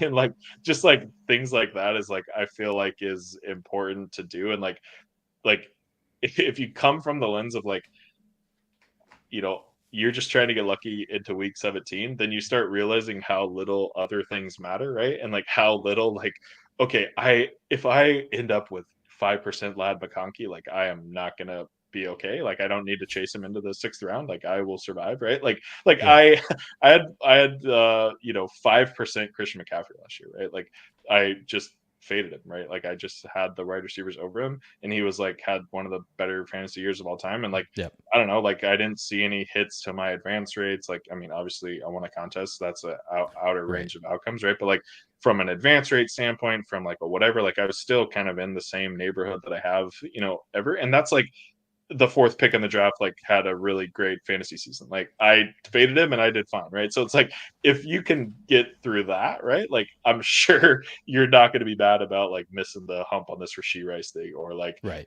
not getting the right rookie receiver in round 10 or whatever, right? Like so that's the piece where I feel like I'll just shout out is like do something a little bit different and you'll probably have some results. You'll probably have some Yeah. good results. Don't get bought into the group thing. Yeah, I think that is a sharp take because like as you said, we both have a ton of respect for the biggest content creators out there as far as best ball. I mean, Yeah. Corain, Overzet, like those are two of the biggest names in the best ball content space. Obviously, both really sharp, but also if you have a take that's different from something they're saying, like might be worth leaning into because it is a lot of groupthink and Leone and that pocket. Like we're all sort of like we all listen to what the Yeah. sharp best ball people are thinking, but it also sometimes it's you might want to lean into if you have a take that is a little bit different. Don't totally just buy into the group think at all times. That makes sense. And like you said, like it's not, even if you get it wrong, like that's not going to kill your entire season, just getting one thing wrong. So I think that's a good call.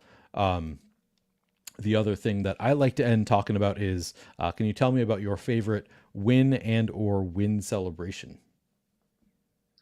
Yeah, I think I probably already talked about it, but it was definitely the divisional game there with Gabe Davis. I like obviously being actually okay. I got a better story. I got another better story that Hell yeah. is a lot better. So uh, I'd been I've been telling my kind of group chat buddies from home about like Underdog last year, and obviously, won a couple contests. And everybody's like, "Oh shit! Like, what's going on?" Like, whatever. They know I'm like kind of a grinder kind of thing, and way more into this stuff. But and so I was at my buddy like got tickets to the Lakers Grizzlies playoff game, and great seats. Like we're in like eighth row or something. Got them through a subcontract or whatever, and like just I've never sat that close at an NBA game, and it was like just freaking crazy to see like the speed at which the game goes. And so like I like typically speaking, I don't like to check my phone until like very late of the night just to see if I've got a sweat or two. But I'm like, all right, I'm at this game. It was like a 2 or 3 game slate, right? Playoffs, they're all pretty spread apart. The Lakers game was the last in the night, so I'm like, all right, I'm just gonna pull it out here a couple minutes to go, like see what's going on. And I'm like, okay, I'm in like fifth place or something, right? And I had like so I don't remember exactly who was on the team, but I just remember that I had John Morant and Xavier Tillman. And so I'm like, okay, like cool, like let's just finish. And that was the game. I don't know if you remember that game, but that was the game where the Lakers were up by like 35 after the first quarter or something. Like it was just a horrible game in the playoffs last year, like a big blowout by the Lakers. But like for some reason they made a little bit of a push towards the end of the game, and like Jaw and these guys are still in there. And so like I kind of see who I have, and I just put my phone in my pocket for the last like few minutes, and like literally there's like a garbage time like Xavier Tillman rebound, assist to Morant, layup like at the buzzer, like for them to lose by 20 or something. And I'm like, like that seems pretty impactful if I have both of those guys. That there was just a 5.7 point swing or whatever, right? And so like I'm like not checking it. I'm like with my buddy. I'm like, all right, we go into the bathroom. I'm like, all right, I'm gonna check this out as I'm taking a piss, and I'm like, holy shit, dude, I won. I got first place. Like it was like such a funny experience because it's like when am I ever gonna like watch a game happen, see the play that Yeah. wins me the contest, and then like like that was pretty surreal to see that in person. So yeah, that's probably the best live sweat I've ever had. That's like the definition of a live sweat. You were in person watching the game. I guess Yeah, not live in the sense you didn't actually know exactly where you were in the contest, but yeah, that is, yeah. and I assume that you won like on those final plays. Like you wouldn't have won if not for those plays. Yeah, Is that correct? exactly. Yeah, it was the it was the whatever Xavier Tillman did on that play made me win first place, and it was just a garbage time, whatever it was pretty funny. That's pretty incredible. That is a great story. All right. So that is all the questions that I have for you. We've gone nearly 2.5 hours. So I really appreciate you hanging out this Yeah. whole time, John. Really, really good conversation. I feel like I got a lot of good information, conversation, great conversation. John, where can people find you? Yeah, just follow me on Twitter, JonBoyBeats, and then yeah, check out the new Substack newsletter. Show me the data. I'll get that kind of penned and stuff like that on my Twitter too, so it's easy to find. But yeah, thanks for having me, man. It was a fun chat, and appreciate it a lot.